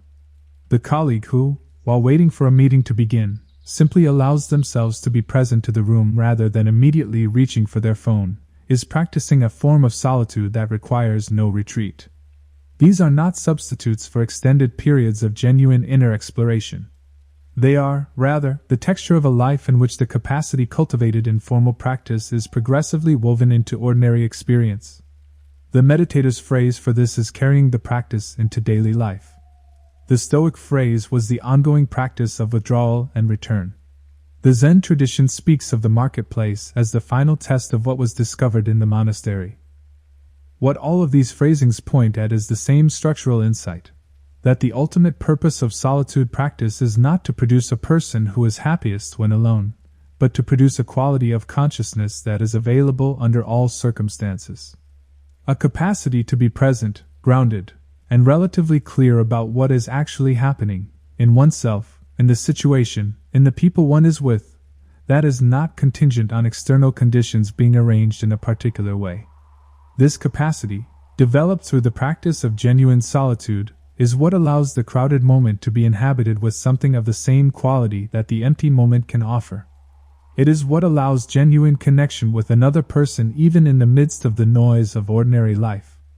It is what makes it possible to be fully in a room, rather than partially somewhere else, in the past, in the future, in the anxiety about how one appears or the restless reaching towards something that is not here yet. The philosopher and educator John Dewey, who spent a long career thinking about the relationship between experience and learning, about how human beings develop and grow through genuine engagement with their actual circumstances, spoke of what he called the quality of experience. By this he meant something quite specific, not whether an experience was pleasant or unpleasant, successful or unsuccessful, but whether it was genuinely inhabited. Whether the person having it was actually present to it in a way that allowed them to learn from it, to be changed by it, to carry something forward from it into subsequent experience. Much of ordinary experience, Dewey observed, has a relatively low quality in this sense, not because it is inherently uninteresting, but because the person having it is not sufficiently present to it. They are processing it through the filters of habit, prior assumption, and the continuous pressure of what needs to happen next. The experience passes through them without leaving much of a trace, and they arrive at the next experience in roughly the same condition as they began. High-quality experience, experience that genuinely changes, develops, and enriches consciousness, requires a degree of attention and openness that ordinary habit-driven perception does not supply. And developing this degree of attention and openness is, in large measure, what the practice of solitude is for. This is why the philosopher Proust, Marcel Proust, the great French novelist of memory and time, who spent much of his adult life in a cork-lined room composing the most famous long novel in the Western tradition, was interested in solitude not as an escape from experience but as the condition under which experience could be genuinely recovered and genuinely understood. His great theme was the difference between experience as it is lived, rushed, distracted, incompletely perceived, and experience as it is remembered, in the fullness that only retrospective attention can supply. What he discovered in memory, and what the 7 volumes of In Search of Lost Time attempt to render in prose, is that the richness of human experience is far greater than the experience of living it typically reveals. The moments that seemed ordinary or even tedious when they occurred are sometimes, in memory, revealed to have been carrying an extraordinary weight of beauty, meaning, and significance that the distracted consciousness of the time was unable to perceive. This discovery implies something uncomfortable, that we are, most of the time, missing our own lives. Not through any failure of character or intelligence, but through the simple structural reality that genuinely inhabited experience attended to with something like the fullness it deserves, is difficult to maintain continuously in the conditions of ordinary life. Solitude is one of the conditions that makes it possible to close, at least partially, the gap between experience as it is lived and experience as it might be fully inhabited. Not because solitude supplies the missing richness from outside, but because it quiets the noise that was preventing the richness that was already there from being perceived. The Buddhist teacher Thich Nhat Hanh, who developed a body of teaching and practice centered on what he called interbeing, the radical interconnection of all phenomena, spent much of his long life working to make contemplative practice accessible to people in the midst of ordinary, demanding lives. One of his most consistent and practical teachings was the practice of bringing full attention to simple activities, washing dishes, making tea, walking from one room to another. Not as a way of making these activities spiritual in some special sense, but as a practice in the quality of presence that makes any activity genuinely lived rather than merely performed. He called this mindfulness, though he was careful to emphasize that he meant something more fundamental than the stress reduction technique the word has come to indicate in popular usage. He meant the capacity to be fully here, not physically here only, but consciously, attentively, openly here, in the specific texture of this moment, with this activity, with this breath, with whatever is actually present rather than the projected overlay of past and future that ordinarily mediates between consciousness and experience. This practice, he insisted, did not require solitude in the conventional sense. It required attention. And attention, though it is easier to cultivate in quiet conditions, is ultimately a capacity that can be practiced anywhere, under any conditions, with whatever degree of success is currently possible. What the practice of formal solitude offers, in addition to the direct encounter with the contents of one's own mind that we have been exploring throughout this conversation, is a training in this quality of attention that gradually makes it more available in all conditions. The meditator who has practiced attending to the breath in a quiet room for many hours has developed a cognitive muscle, an ability to return attention to the object of attention when it has wandered, that functions in the noisy room as well as the quiet one, albeit with somewhat less precision. The philosopher William James, who was the founder of American psychology and one of the most practically minded philosophical thinkers in the Western tradition, argued that the faculty of voluntarily bringing back a wandering attention, over and over again, was the root of all character, will, and intelligence. This is an extraordinarily strong claim, but the evidence, both from contemplative practice and from contemporary cognitive science, is remarkably consistent with it. The ability to attend, to choose where consciousness goes, and to sustain that choice in the face of the mind's natural tendency to wander, is foundational to almost everything we value in human functioning. And the practice of solitude, in all its forms, from the dedicated meditation retreat to the brief morning quiet before the household wakes, from the long walk alone to the practiced choice of 5 minutes without a screen, is, in its most fundamental aspect, a practice in attending. A practice in the exercise of that faculty on which, James believed, everything else depends. We are now arriving at the territory that I have been hesitant to enter, not because it is difficult but because it is intimate. Because what the practice of genuine solitude ultimately reveals is something that cannot be described from the outside, cannot be argued for or against on purely philosophical grounds, and cannot be transmitted except by pointing and hoping the direction is recognized. The Zen tradition has a phrase, finger pointing at the moon. The finger is necessary. But the finger is not the moon. All the philosophical arguments, all the historical examples, all the psychological research, all the carefully constructed sentences that fill these hours of speaking, they are fingers. They point. But what they are pointing at has to be seen with one's own eyes, in one's own experience, in the specific and irreplaceable conditions of one's own inner life.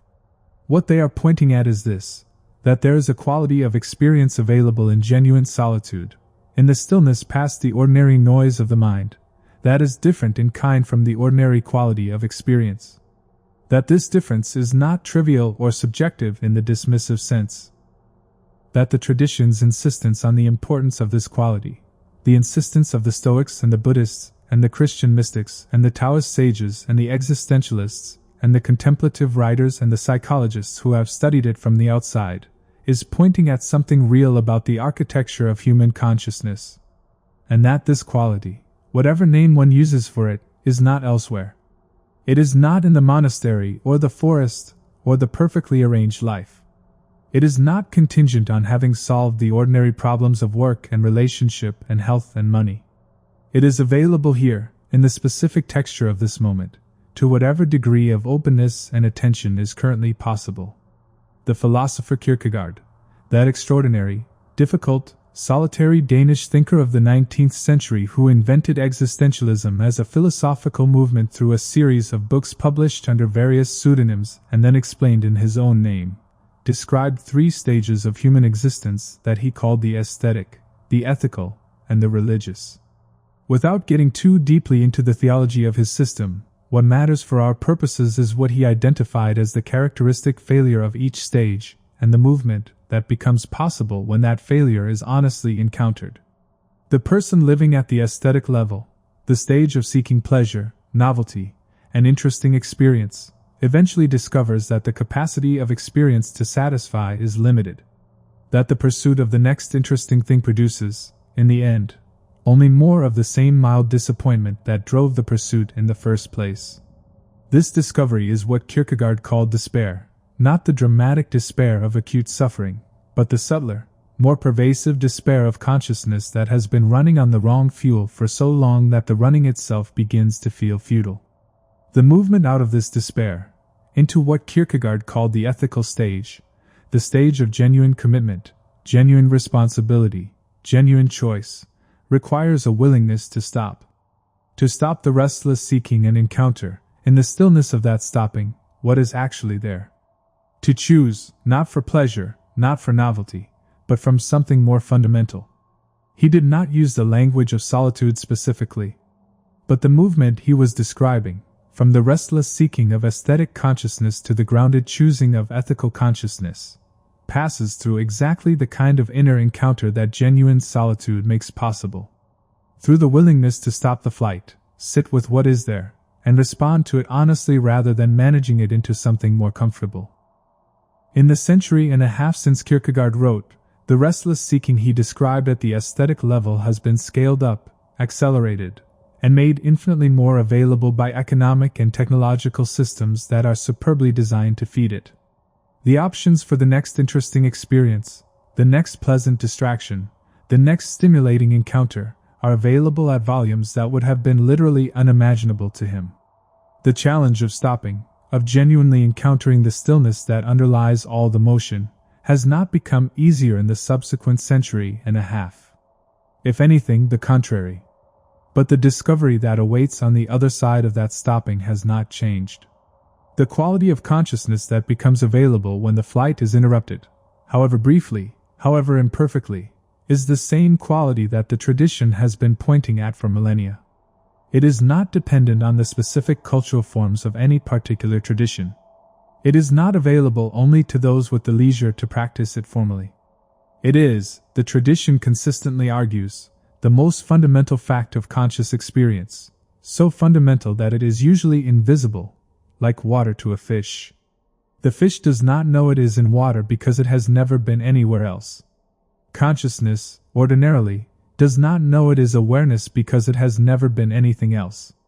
The practice of solitude is, among other things, a way of becoming, briefly and repeatedly, like a fish that briefly glimpses the water, that sees, in a moment of unusual clarity, the medium that has always surrounded and sustained it. And then the moment passes. The fish dives back into its ordinary swimming.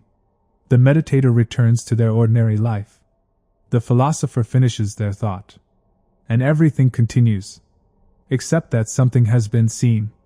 Something that, once seen, cannot be entirely unseen. Something that shifts, however subtly, the relationship between consciousness and the ordinary conditions of experience. The noise is not eliminated. The difficulties are not resolved. The impermanence does not stop. But the relationship to all of it is, fractionally different. Less driven. Less desperate. Less entirely identified with the surface of things. This fractional shift, this barely perceptible movement in the quality of one's relationship to experience, is what the practice of solitude accumulates over time. Not in dramatic leaps but in the quiet arithmetic of repeated return. The return to stillness. The return to the body. The return to the breath. The return to what is actually present rather than what the mind is busy projecting. Over and over, imperfectly, inconsistently, with long stretches of forgetting punctuated by brief moments of remembering. And in that arithmetic, in the accumulated weight of small returns over days and months and years, something changes. Not everything. Not the hard things. But the quality of the relationship to everything. The texture of ordinary experience. The degree to which consciousness is available to the richness that was always there. There is a very old story. It appears in various forms across multiple traditions, which suggests it may be pointing at something genuinely universal, about a student who comes to a teacher and asks, "Where is the sacred? Where is God? Where is the peace that all the teachings promise?" And the teacher says, "Where are you looking?" And the student says, "I am looking everywhere. I have traveled great distances. I have studied many teachings. I have practiced for years." And the teacher says, "Stop looking?" The student is confused. "Stop looking? How will I find it if I stop looking?" The teacher says, "You will find it when you stop looking because it is the looking itself that prevents the finding. What you are looking for is not elsewhere. It is here, in the act of looking. In the awareness that is looking. In the silence that looking disturbs." This is a story about meditation, about contemplative practice, about the philosophy of solitude. But it is also, more simply, a story about attention.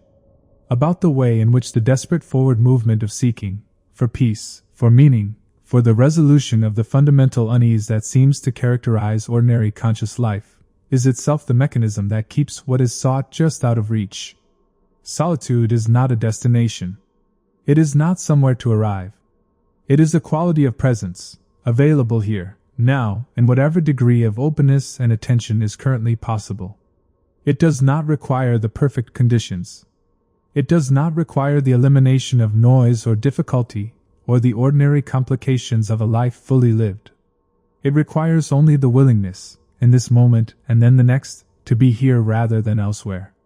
To be with what is present rather than managing the flight towards something better. That willingness, repeated and deepened through practice, is what the tradition calls the practice of solitude. And what it discovers, always, is not what was expected. Not the peace of someone who has finally solved the problem of existence. Not the detachment of someone who has successfully managed not to care. But the aliveness of someone who has learned, in small and cumulative ways, to be genuinely present to the whole of experience, including the difficult parts, including the unresolved parts, including the parts that will never be neatly resolved, without needing it to be other than it is. The night is deep now. The philosophy has unfolded through centuries and continents, through arguments and stories and the carefully maintained precision of different traditions all pointing, with their different fingers, at the same moon. And the moon has not moved. It was always there. It is still there. In whatever quiet or noise surrounds you as these words reach you, wherever in the world you are, whatever condition you are carrying as you listen, The awareness with which you are receiving these words is itself the thing that all of this philosophy has been pointing at. Not something you need to acquire or achieve or become. Not somewhere you need to travel or someone you need to become. The awareness that is here, now, attending, this is the ground. The practice of solitude is the practice of learning, over and over, in the particular conditions of your own irreplaceable life, to recognize that ground. To return to it. To trust it enough to stop running, at least for a little while. And then to carry something of that recognition back into the noise of everything else, into the relationships, the work, the difficulties, the joys that constitute the actual content of an actual life, not as a way of withdrawing from it all but as a way of being more fully present to it. This is what the philosophers were pointing at. This is what the mystics were trying to say. This is what the quiet room, the forest, the meditation cushion, the long walk alone were always in service of. Not separation from the world but a more real return to it. Not the peace of someone who has escaped from everything but the peace of someone who has discovered, in the midst of everything, the ground that nothing can disturb. Rest here for a moment. There is nothing that needs to happen next. The night is long. The silence is generous. And you, exactly as you are enough. But let me stay with you a little longer. Because there are things that the careful philosophical exposition leaves to one side, not because they are unimportant, but because they resist the modes of argument that philosophy is equipped to deploy. Things that are better approached obliquely, through the texture of particular examples and particular lives, than through the architecture of general claims. Consider the experience of grief, for instance. Grief is one of the conditions that forces solitude upon us, that creates the enforced version we distinguished earlier from the chosen one. When we lose someone who is genuinely central to our world, the ordinary social fabric tears in a way that cannot immediately be repaired. The people who surround us with support and kindness cannot, despite their genuine goodwill, follow us into the specific interior territory that loss opens. They can stand at the border and wait. They can leave food at the door. They can offer their presence, which is not nothing, not close to nothing, but they cannot accompany us into the particular room that grief opens inside the self. The philosopher C.S. Lewis, who was primarily known as a Christian apologist but who wrote, after the death of his wife, one of the most honest accounts of grief in the English language, described this interior room with remarkable precision. He said that grief felt like fear, not the fear of any specific external thing, but a kind of pervasive inner weather, a fundamental disorientation that made ordinary experience strange. He described trying to pray and finding that what met him on the other side of the act felt like a door slammed in his face. He described the way in which grief made him acutely aware of all the habits of relating to his wife that had organized his ordinary experience, habits whose objects had now been removed, leaving the habits exposed in their naked purposelessness, like the grooves worn in a wooden floor long after the furniture that made them has been taken away.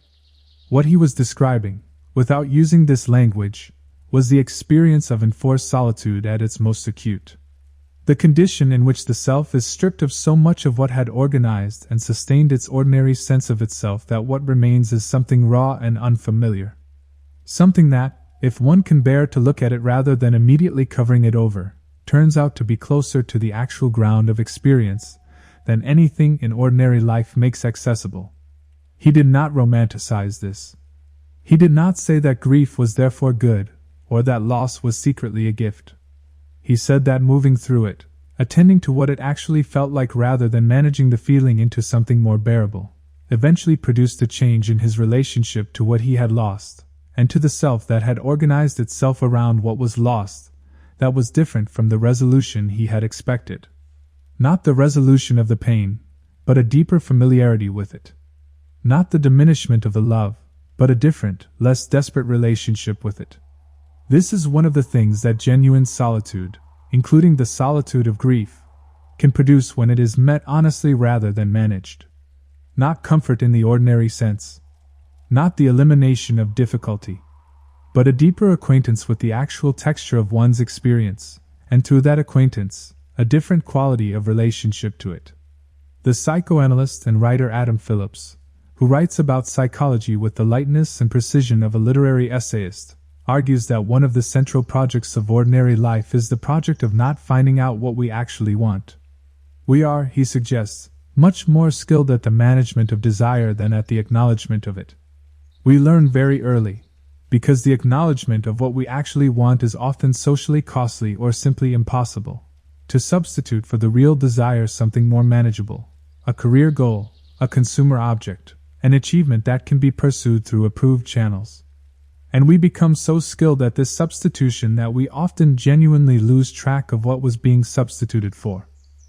Genuine solitude, he suggests, and here he is using psychoanalytic language to arrive at the same place the contemplative traditions arrive at through very different routes, is one of the conditions in which the substitution becomes visible, in which consciousness encounters something of the actual desire beneath the managed substitute, and has to decide what to do with what it finds. This is uncomfortable, often deeply so, because what one finds beneath the managed desire is sometimes something that the ordinary life one has built cannot accommodate. Sometimes it is a grief that has been waiting for acknowledgement for years. Sometimes it is a need for connection that has been suppressed because connection felt dangerous. Sometimes it is a creative impulse, or a direction of inquiry, or a question about the meaning of what one is doing with the irreplaceable time of one's life that cannot be answered by continuing to do exactly what one is already doing. The tradition does not promise that what one finds in solitude will be comfortable or easily integrated. It promises only that finding it is better than not finding it. That the work of integration, of bringing what solitude reveals back into conversation with the rest of one's life, is more honest and ultimately more productive than the work of management. That a life organized around what one actually wants, however complex and demanding and imperfectly realized, is more genuinely inhabitable than a life organized around the management of substitutes. This is a strong claim, and the tradition is aware that it can be misread as a recommendation for radical individualism, for the abandonment of commitments and relationships and responsibilities whenever they conflict with the demands of the inner life. This is emphatically not the claim. The tradition is full of warnings against exactly this misreading. The monk who uses spirituality as an excuse to avoid the demands of relationship is making an error. The person who uses the language of authenticity to justify the breaking of genuine commitments is confusing a spiritual vocabulary with a convenient rationalization. The genuine insight is subtler. It is that the quality of one's engagement with commitments and relationships and responsibilities is different when it comes from genuine, conscious choice rather than from the management of unacknowledged desire. That the parent who has genuinely chosen parenthood, who has, through some honest inner encounter with what they actually want, arrived at a genuine yes to the specific demands that parenthood places on them, is a different parent from the one who arrived at parenthood through a combination of social expectation, biological impulse, and insufficient self-knowledge. Both might perform the external behaviors of parenthood in similar ways. The internal quality of the engagement is different. And that difference, over time, makes a real difference to the parent and to the children. The Stoic philosopher Marcus Aurelius, whose private journal, which he never intended for publication, has survived 2 millennia and continues to speak to readers with a freshness that formal philosophical texts rarely achieve, returned, again and again in his writing, to a single question. The question of whether he was performing his duties from genuine understanding and genuine choice, or whether he was simply executing the programs installed in him by his education, his position, and his social role. He did not have the option of not being emperor. The moment of choice had passed, if it had ever existed. But he could, he believed, perform the function of emperor from 2 very different inner stances. One was the stance of someone going through the motions, executing the duties of the role without genuine engagement, present in body and performance but absent in whatever sense mattered most. The other was the stance of someone who had, through the ongoing practice of inner examination, arrived at a genuine understanding of why the duties mattered and a genuine alignment between the self that performed them and the values that made them worth performing. This distinction, between duty executed from the outside in and duty chosen from the inside out, is precisely what the practice of solitude makes possible. Not by generating grand revelations about the meaning of one's life, but by providing the conditions in which the ongoing, quiet, ordinary work of self-understanding can proceed. In which the question of what one actually values, as distinct from what one has been told to value or what it is convenient to appear to value, can be asked and slowly, partially, imperfectly answered. Marcus called this the inner work. He was realistic about its difficulty and its incompleteness. He knew, as anyone who has tried it knows, that the question of what one actually values is not answered once and then settled. It is answered provisionally, and then the circumstances change, and the answer needs to be revised.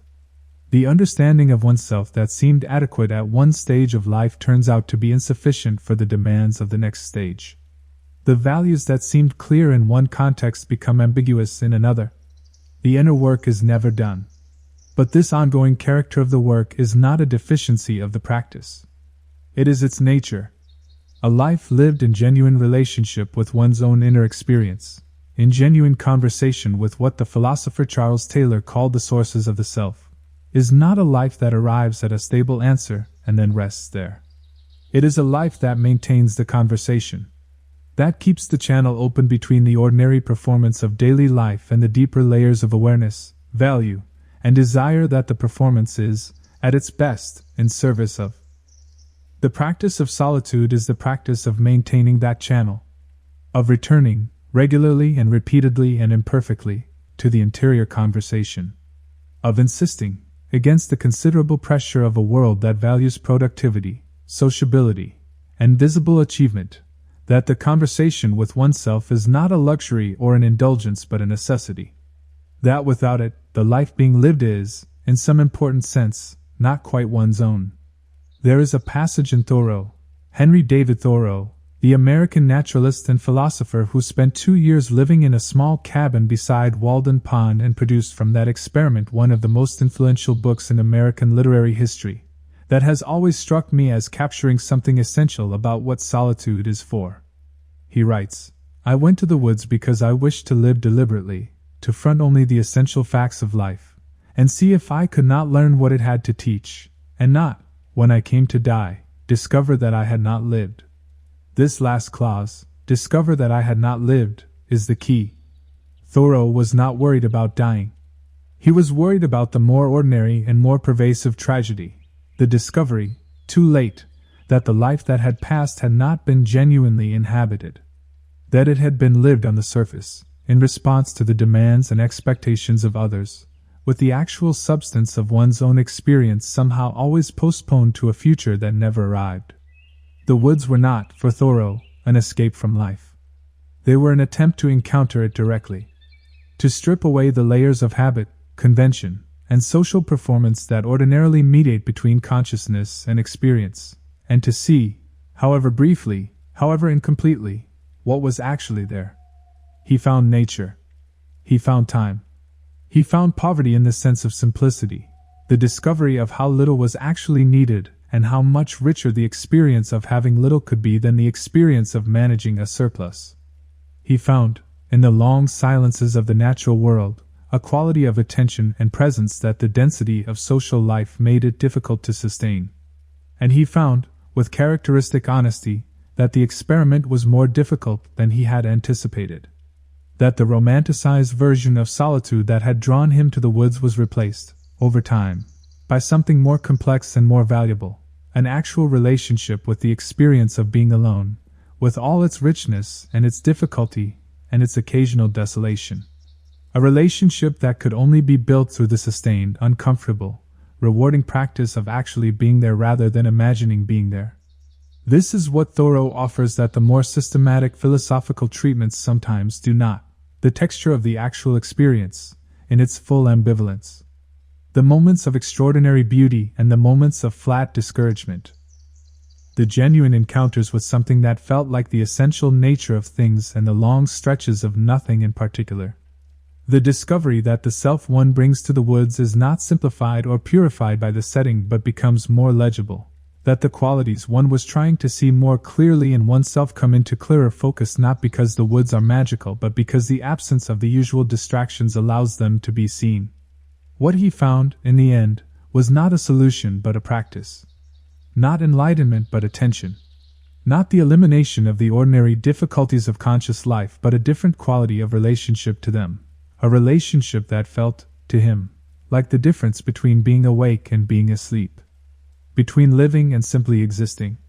That difference, between being awake to one's own experience and simply moving through it on the surface, is what the entire philosophical tradition we have been exploring is pointing at. And it is pointing at it not because the experience of being awake is always pleasant or comfortable or free from difficulty.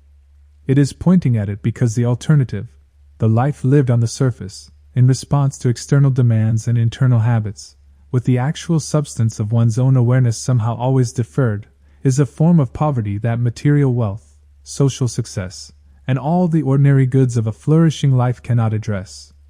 The practice of solitude is the practice of waking up. Not once, not dramatically, not in a way that resolves everything and makes the subsequent path clear and easy, but repeatedly, imperfectly, in the specific and irreplaceable conditions of one's own life. Waking up to the body, to the breath, to the quality of awareness that is always here, regardless of what it contains, to the ground that all the philosophy has been circling and all the traditions have been pointing at and all the contemplatives have been sitting in silence in order to find. You do not have to go to Walden Pond. You do not have to read Thoreau, or Marcus Aurelius, or the Bodhisattvas, or the writings of the Christian mystics. You do not have to become any particular kind of person or adopt any particular belief system or subscribe to any particular tradition. You only have to be willing, in this moment and then the next, to be here. Fully here. With what is actually present. Without immediately covering it over with story, judgment, or the urgent reaching towards something else. That willingness, returned to again and again over the days and months and years of a life, is the practice. And the practice, accumulated over time, is the thing the tradition has been trying, in its many voices and its many languages, to point toward. The ground of experience is here. The awareness that has been receiving these words, that has been with you through the whole of this long night of thinking, is itself the thing that was being sought. Not elsewhere. Not later. Not contingent on the right conditions or the right understanding or the right degree of practice. Here. Now. In whatever degree of clarity or confusion or tiredness or alertness or peace or difficulty is currently present. This is the beginning. And the beginning is always available. It is always now. Good night. There is one more thing worth saying before we truly close.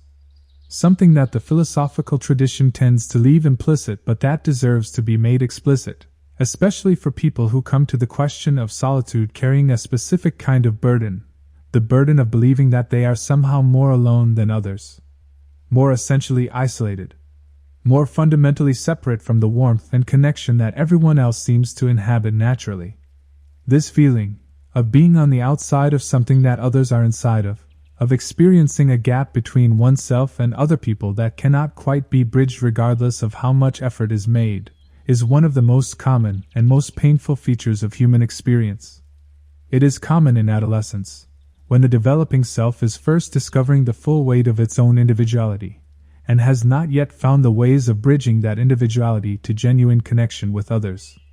But it persists, for many people, well into adult life.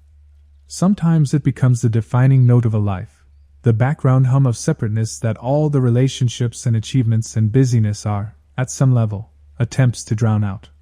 The philosophical tradition has two things to say to this experience, and they exist in tension with each other in a way that is worth holding rather than resolving. The first is that the feeling is, in some sense, pointing at something real. There is a dimension of conscious experience that is genuinely private, genuinely inaccessible to others, genuinely one's own in a way that cannot be fully shared. The philosopher Thomas Nagel captured this in a famous essay with the title "What Is It Like to Be a Bat?" The point of the question, which is not really about bats, is that subjective experience has a character that cannot be fully captured in any third-person description. What it is like to be you, from the inside, is something that no one else can directly know. They can approximate. They can empathize. They can be told, with varying degrees of accuracy, what the inside of your experience is like. But the actual quality of it, the specific texture of your particular consciousness, is yours alone. This is not a deficiency. It is not a wound to be healed. It is simply the structural fact of conscious life, that each center of experience is its own center, not reducible to or fully transparent to any other center. The feeling of separateness is, in this sense, a perception of something that is genuinely there. But the second thing the tradition has to say is equally important, that this genuine separateness does not mean what the painful version of the feeling assumes it means. The painful version of the feeling of isolation is not simply the perception of the structural privacy of consciousness. It is the interpretation of that privacy as evidence of some fundamental deficiency or wrongness in oneself. The step from I am separate to I am too separate, more separate than I should be, more separate than others are, separated by something that is wrong with me.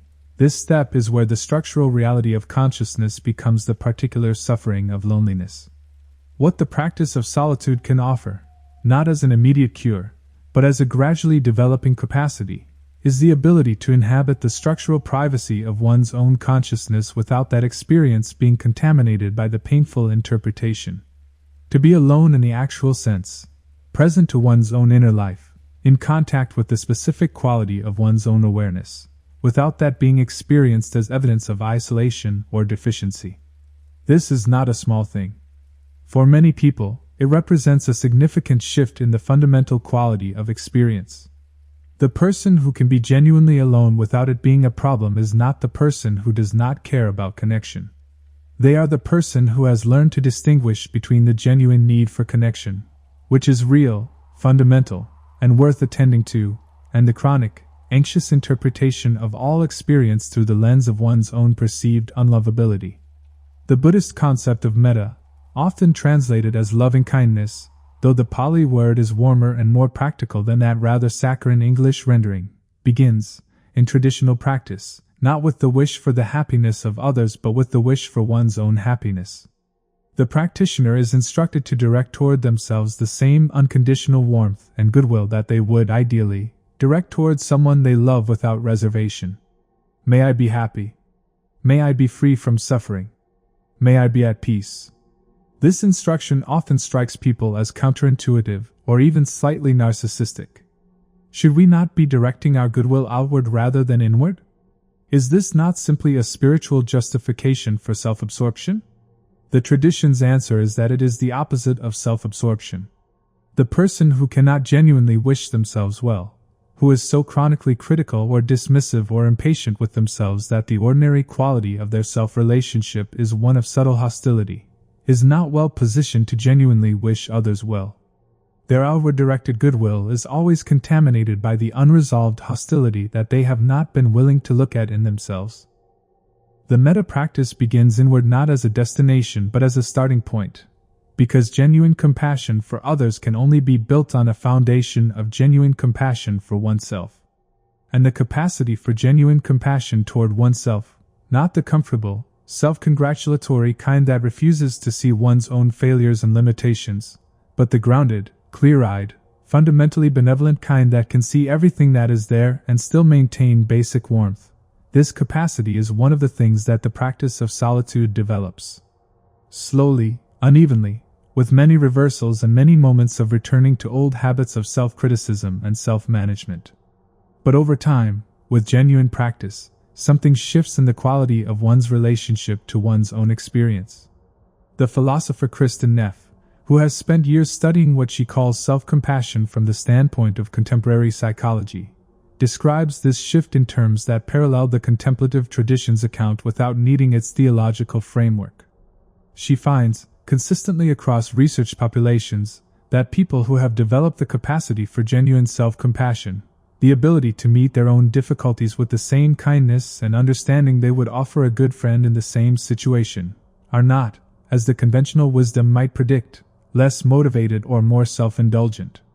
They are, in measurable ways, more resilient, more willing to take genuine risks, more honest about their own failures because they are less threatened by what that honesty reveals, and more genuinely available to others because they are less preoccupied with the management of their own self-image. This finding, so counterintuitive from the perspective of a culture that treats harsh self-criticism as a virtue and self-compassion as a weakness, is one of the most practically important discoveries of recent psychological research. And it is one of the areas where the wisdom of the contemplative traditions and the findings of contemporary psychology are most clearly pointing in the same direction. The practice of solitude, pursued honestly and with genuine willingness to see what is there, is one of the primary conditions under which this capacity for self-compassion develops. Not because solitude is pleasant, it often is not, but because it creates the conditions in which one encounters oneself, over and over, in the act of struggling with the ordinary difficulties of being conscious. And in those repeated encounters, the option of relating to oneself with something other than judgment and management gradually becomes visible. The option of meeting one's own experience, including the experience of confusion, of failure, of fear, of the ordinary human inadequacy that all of us carry and most of us spend considerable energy concealing, with the same quality of presence and warmth that we would bring to someone we love in the same condition. This is not easy. It is, in many ways, the hardest thing in the practice. Harder than the philosophical understanding. Harder than the sustained attention. Harder than sitting with the discomfort of the unoccupied mind. Because it requires encountering the self without the armor of either self-promotion or self-criticism, naked, as it were, to one's own experience, and finding there not what we feared we would find but something that, with practice and patience, reveals itself as workable. As genuinely, ordinarily, imperfectly workable. And that discovery, that the self one has been managing and defending and either promoting or disparaging is, beneath all the management, something that can be met with compassion rather than judgment, is perhaps the most practically significant thing that the practice of genuine solitude makes possible. Because from that ground, from the stability of a consciousness that has learned to inhabit its own experience without chronic flight or chronic combat, everything else becomes different. Not easier in the sense of requiring less effort or producing fewer difficulties, but different in quality, more genuinely lived, more fully present to the actual texture of what is offered in the specific and unrepeatable experience of being this person, in this life, right now. This is the last thing the philosophy of solitude has to say. Not in its most elevated register, not the language of liberation or enlightenment, or the mystical union that the traditions describe at their summits, but in its most ordinary and most available register. You do not have to achieve anything to have the experience that solitude makes possible. You do not have to become a better version of yourself. You do not have to resolve the difficulties or answer the questions or complete the project of self-improvement that modern culture insists is perpetually urgent. You only have to be willing to be here, with what is here, in whatever state is currently present. The silence will do the rest. It always has. Sleep well. One more thing, because the tradition is generous, and because the night is long, and because there is always one more thing worth saying about the thing that matters most. The philosopher Hannah Arendt, who survived the 20th century's worst political catastrophes and thought more carefully than almost anyone about what makes human life genuinely human, about what distinguishes a life lived in freedom from a life that merely goes through the motions of freedom, distinguished between what she called the vita activa and the vita contemplativa, the active life and the contemplative life, the life of doing and the life of thinking. She was writing against a tradition that had, for centuries, privileged the contemplative life over the active one, that had treated thinking, and particularly philosophical thinking, as the highest human activity and practical engagement with the world as a lesser, more compromised form of existence. She wanted to restore the dignity of action, of genuine political engagement, of the life lived in the shared public world with other people. But she was also insistent, and this is what makes her relevant to our exploration, that genuine action that is genuinely one's own and not merely the execution of social programs and historical forces, requires the kind of inner clarity that only thinking makes possible. And thinking, in her account, requires a particular kind of withdrawal from the immediate demands of the active life. A withdrawal that is not permanent. She was no advocate of the hermit's cave, but that is genuine. A step back from the relentless forward movement of doing into a space where the quality of what is being done can be examined. She called this space the life of the mind. And she was clear that it was not a luxury available only to professional thinkers. It was a necessity for anyone who wanted to engage with the world genuinely rather than simply being moved through it by forces they had never examined. What she was describing, in the political philosopher's language of action and contemplation, of public life and private thought, is another route to the same destination. The practice of solitude, understood not as withdrawal from the world but as the condition for genuine engagement with it. The inner space not as an escape from action but as the ground from which action that is genuinely one's own becomes possible. Because here is the thing about action that is not preceded by genuine thinking, by genuine encounter with one's own values, one's own understanding, one's own sense of what matters and why. It tends to be, however busy and productive it appears, reactive. It tends to be shaped by the most powerful available forces in the environment rather than by the person's own considered understanding. It tends to serve ends that the person has not examined and might, if they examined them, not endorse. The contemporary world is extraordinarily good at generating this kind of unreflective busyness. It provides, at every moment, a sufficient quantity of urgent demands to keep consciousness continuously occupied with responding. The inbox, the feed, the notification, the meeting, the deadline, the social obligation, the supply of things requiring immediate attention is effectively limitless. And in the midst of this limitless supply, the question of what one actually wants, what one actually values, what one is actually doing with the irreplaceable and non-renewable resource of one's time and attention, this question tends to get perpetually deferred. The practice of solitude is the practice of refusing, temporarily and repeatedly, to defer it. Of creating the conditions, however minimal, however imperfect, however brief, in which the question can be heard and the beginning of an answer can be felt. Not solved. Not definitively answered. But heard. Attended to.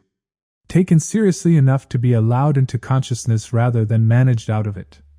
This refusal, the small, daily, unglamorous refusal to be entirely consumed by the urgent at the expense of the important, is, the tradition argues, among the most significant choices a person can make.